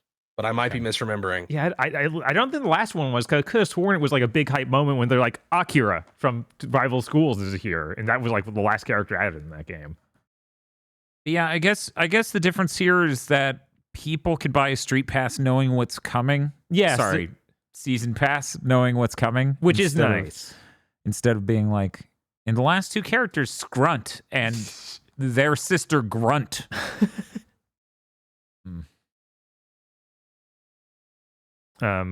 Also, we now have a release date for Rune Factory Guardians of Azuma, the new Japanese-based one. Oh, yes. That's going to be out May 30th for Switch and PC only. That sounds like Rune Factory. Yeah. I hope Switch 2 is out by then so that maybe that'll run well. I might consider buying it on there if it's on there. I'll buy it on PC because it'll probably let me run it at hundreds of frames a second. Probably. This game looked pretty cool. They also put out a new trailer. You can build your own town, like actually move the houses around and stuff. Ooh. So that's exciting. Ooh. There's also action combat, but who cares? That's not what those games are really about. That's the icing. They're kind of what it's about. It's more that than you know. Yeah, it's more that than like Pioneers of Olive Town or something. It's definitely part of the series, but it's not the part that's really hype. It's more that than Mineral Town Friends. That's the name of the franchise, right? Yes. Yeah, I'm looking forward to it. Yeah, no, that game looks really cool. I'll pick it up on something. We'll see what. Dan's Game of the Year, a Rune Factory game. This is the year, everyone, because no one's releasing shit. He said because they haven't announced jack all for the fucking Switch 2. Speaking of which, hey, we got to talk about the Switch 2. Yeah, the Switch 2 is real. We get to learn more about the Switch 2 on April 2nd. There's a C button that was censored to not have the C on it. It's next to the home button on the right Joy-Con. It has buttons and Joy-Cons and will play your old games, but not all of them. They said to legally cover their ass. Mm-hmm. And the Joy-Cons are bigger than they used to be. Also, we saw a teeny tiny bit of Mario Kart 9, like the absolute smallest little slice. Yeah, there were the interesting parts is they redid Donkey Kong's design to look more like original ass Donkey Kong design. Yeah, Looks like the movie to me. I mean, it does, but that's because that's based off of like the old arcade drawings and like manuals and shit from the 80s. I honestly was like, maybe this is even a different Donkey Kong. This could be a different character. I mean, it could be. Oh God, it would be so. Imagine they just showed Donkey Kong is now like laid up, so Donkey Kong Jr. is now Donkey Kong. Could be. Could be. Yeah. Also, there are 24 starting lines. Jesus, I didn't notice that. Yeah. If you look at the white paint, there are 4 rows of 6. Man, it'd sure be great if most of the new power of the Switch just went to like actually making the new versions of games better and remaining roughly the same fidelity-wise, just run better. Yeah, I mean, this seems like a really neat thing to do with that sort of thing. Like you have extra horsepower. Yeah, it might just have more racers. Yeah. Like imagine if Mario Odyssey 2 just runs better and maybe has maybe is like 1080p and has a draw distance greater than 4 feet. Its draw distance was great. Now the frame rate things ran at and the fidelity of the draw distance for things that you couldn't collect were great. Less so for like coins, which tended to be like Mario being like, I'm bankrupt, takes 3 steps. Oh shit, there's so much money. I like that the Joy-Cons are in fact insets, so you don't slide them on a rail, you just shove them in. Yeah, that's really good. Mm-hmm. I don't like that it's just black. I don't like that. I want the Joy-Cons to be cool colors. Yeah, I hope that they still sell alternate ones that are cool colors. I bet they won't because part of it being inset means that the outer part is a part of the screen. So it will be black no matter what. Hopefully, though, they're just okay with how that looks. Yeah, like they better be okay. God, that's so boring. It is. At least they have those accent colors, which is more than I could say for like the DualSense. Whereas like it's white and also all the buttons are white. Yeah, which all the buttons are monochromatic on this too, even though the leaks seem to imply like because people hacked button prompts out of the games that shipped last year that had colorized buttons. Yeah, because even the Switch regular has already monochrome buttons, like it doesn't have. So that was the thing that made people go, oh cool, they're adding colorized colors back. And I'm like, great, that was really smart. Why did we stop doing that? It looks like it's for babies. Does anyone actually think this? People who would not buy video games. Cool, great. I like that the dock looks good. It looks better than the dock for the Switch 1. It's smaller, it takes up less space, making it easier to slip in because curved edges and just visually nice. Also, there's that weird mouse functionality. Also implied, 1 said in the leaks, and 2 implied by the trailer of it having the right Joy-Con vertically and like zooming around. Maybe that's what the C button's about. Or it's the Miiverse shit. Maybe. Gamer premonitions. You gotta watch it. Could be a community button. Yeah, you gotta watch your gamer premonitions on the Switch too. That's important. This button automatically posts your screenshots to threads. Sorry, we programmed this a while ago. We kind of missed that shot. Jesus. And with every Nintendo Network ID, you get your own Mastodon account. First off, Mark Cerny, I don't trust you. Secondly, who let you in here? Man, they're doing that bigger reveal on April 2nd, and they also announced a bunch of tour dates. But all the tour dates, even in other countries, end in May. I'm like, is this thing going to be out in June? I think someone was saying earlier today that the what was it? The latest date was June, and that was Korea. Okay. And seemingly that was the only country. That was June 1st is Korea. Yeah. So Only barely. July? June or July is my bet. Yeah. I sure hope they aren't like, well, yeah, you get to touch it now. Don't worry about it for 4 months, and it's going to be out this holiday. 4. 5. Yeah. But yeah, no. So, hey, remember how we just finished saying it really sucks how games don't come out over the summer? Uh-huh. Yeah, hopefully it's just like, here's a giant pile. If it happens in June, that would be fantastic. And they really did, they showed as close to literally nothing as they could here. It was just like, yeah, here's the device. We aren't even going to say anything. But the trailer's 2 minutes and 22 seconds. It has so many twos. Which I knew was not going to be great yesterday when there wasn't an announcement of a stream or anything. Because, when I couldn't get up or couldn't sleep this morning, and it was Same. like 7 in the morning, I was like, what do you mean they put up a 2-minute video? And then I'm watching it, and the video's like, it's like a terrible Family Guy bit where they don't have a spoken joke that's a cultural reference. They're just making mouth sounds and like doing a thing. And I'm like, get on with it. This has gone on too long. Yeah, that's kind of the least hype thing they could have done. Yeah, they didn't even be like, will it make old games run better? It's like, we're not telling you anything. It'll play them. Probably. Not definitely. I know for a fact that they just looked at their own eShop and was like, oh, we're not promising all that shit. Somehow another Senran Kagura game has escaped backwards compatibility. No, those I bet'll work. I'm talking about shit like the AI generated thumbnail penis games you can buy on Switch. Man, it's a good thing they avoided having trophies, so no bad video games show up in their store to generate trophies. Yeah, that happened. Oh, it's going to be so funny if they add the community element, which, I predicted for Gamer Premonition, so of course they are. Mm-hmm. Yeah, of course. Street Pass / Miiverse 2. I'm really upset the stand is not a giant N. With the table saw, you can make your dreams come true. But yeah, maybe they're gonna add trophies in order to have more things for you to post on their social network. Maybe. It's really funny though, if they do deliver with that, then they will successfully have solved the Twitter problem. Because the Twitter problem is Twitter's API, they tried to charge too much and everyone stopped letting you share shit on there. Yeah. Nintendo enables a proper Miiverse thing again, it's solved. It's through that. That's true. That it just becomes that's your new social media. The Nintendo social media. Yeah. Which that did always produce delightful things because you could draw right on the tablet. So literally can't go into VR chat once without the Miiverse water guy coming up. Yes. Oh, he would have loved this. Oh, he would have hated this.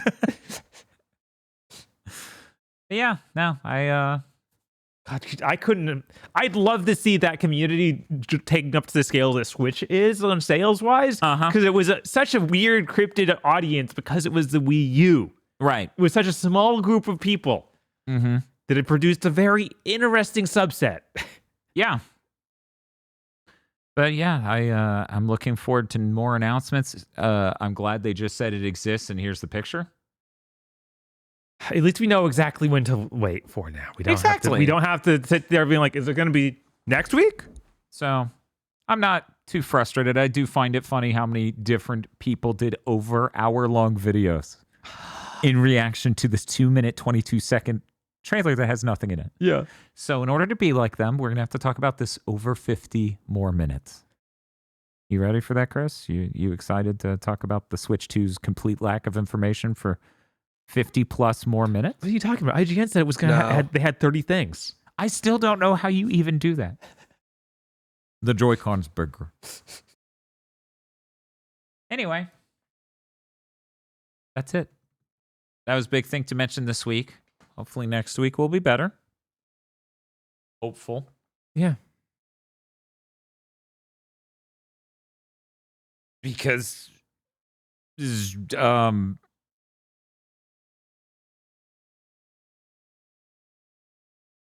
god. I need to say anything right now. Dynasty Warriors Origins is great, and we'll get to talk about that next week. Yeah. So that's cool. That's great. That's awesome. Great. That's fantastic. That's it. That's the only reason.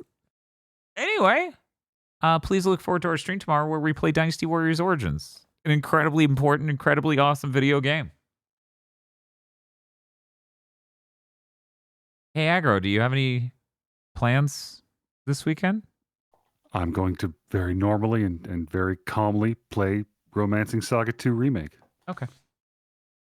Thank God.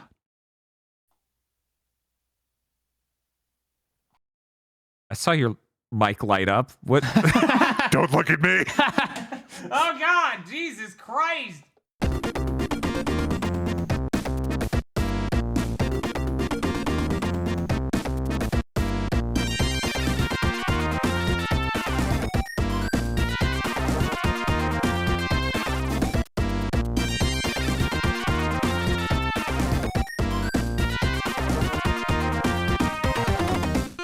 Thank you very much for listening to this episode of Big Thing to Mention. Big Thing to Mention is possible because of you and your support at patreon.com/gbpodcast, where you can get access to the movie Isolation 119. You can do that. Also, I hear there's a Pokemon podcast over there. And Chugging Bleach. That's it. Patreon.com/gbpodcast.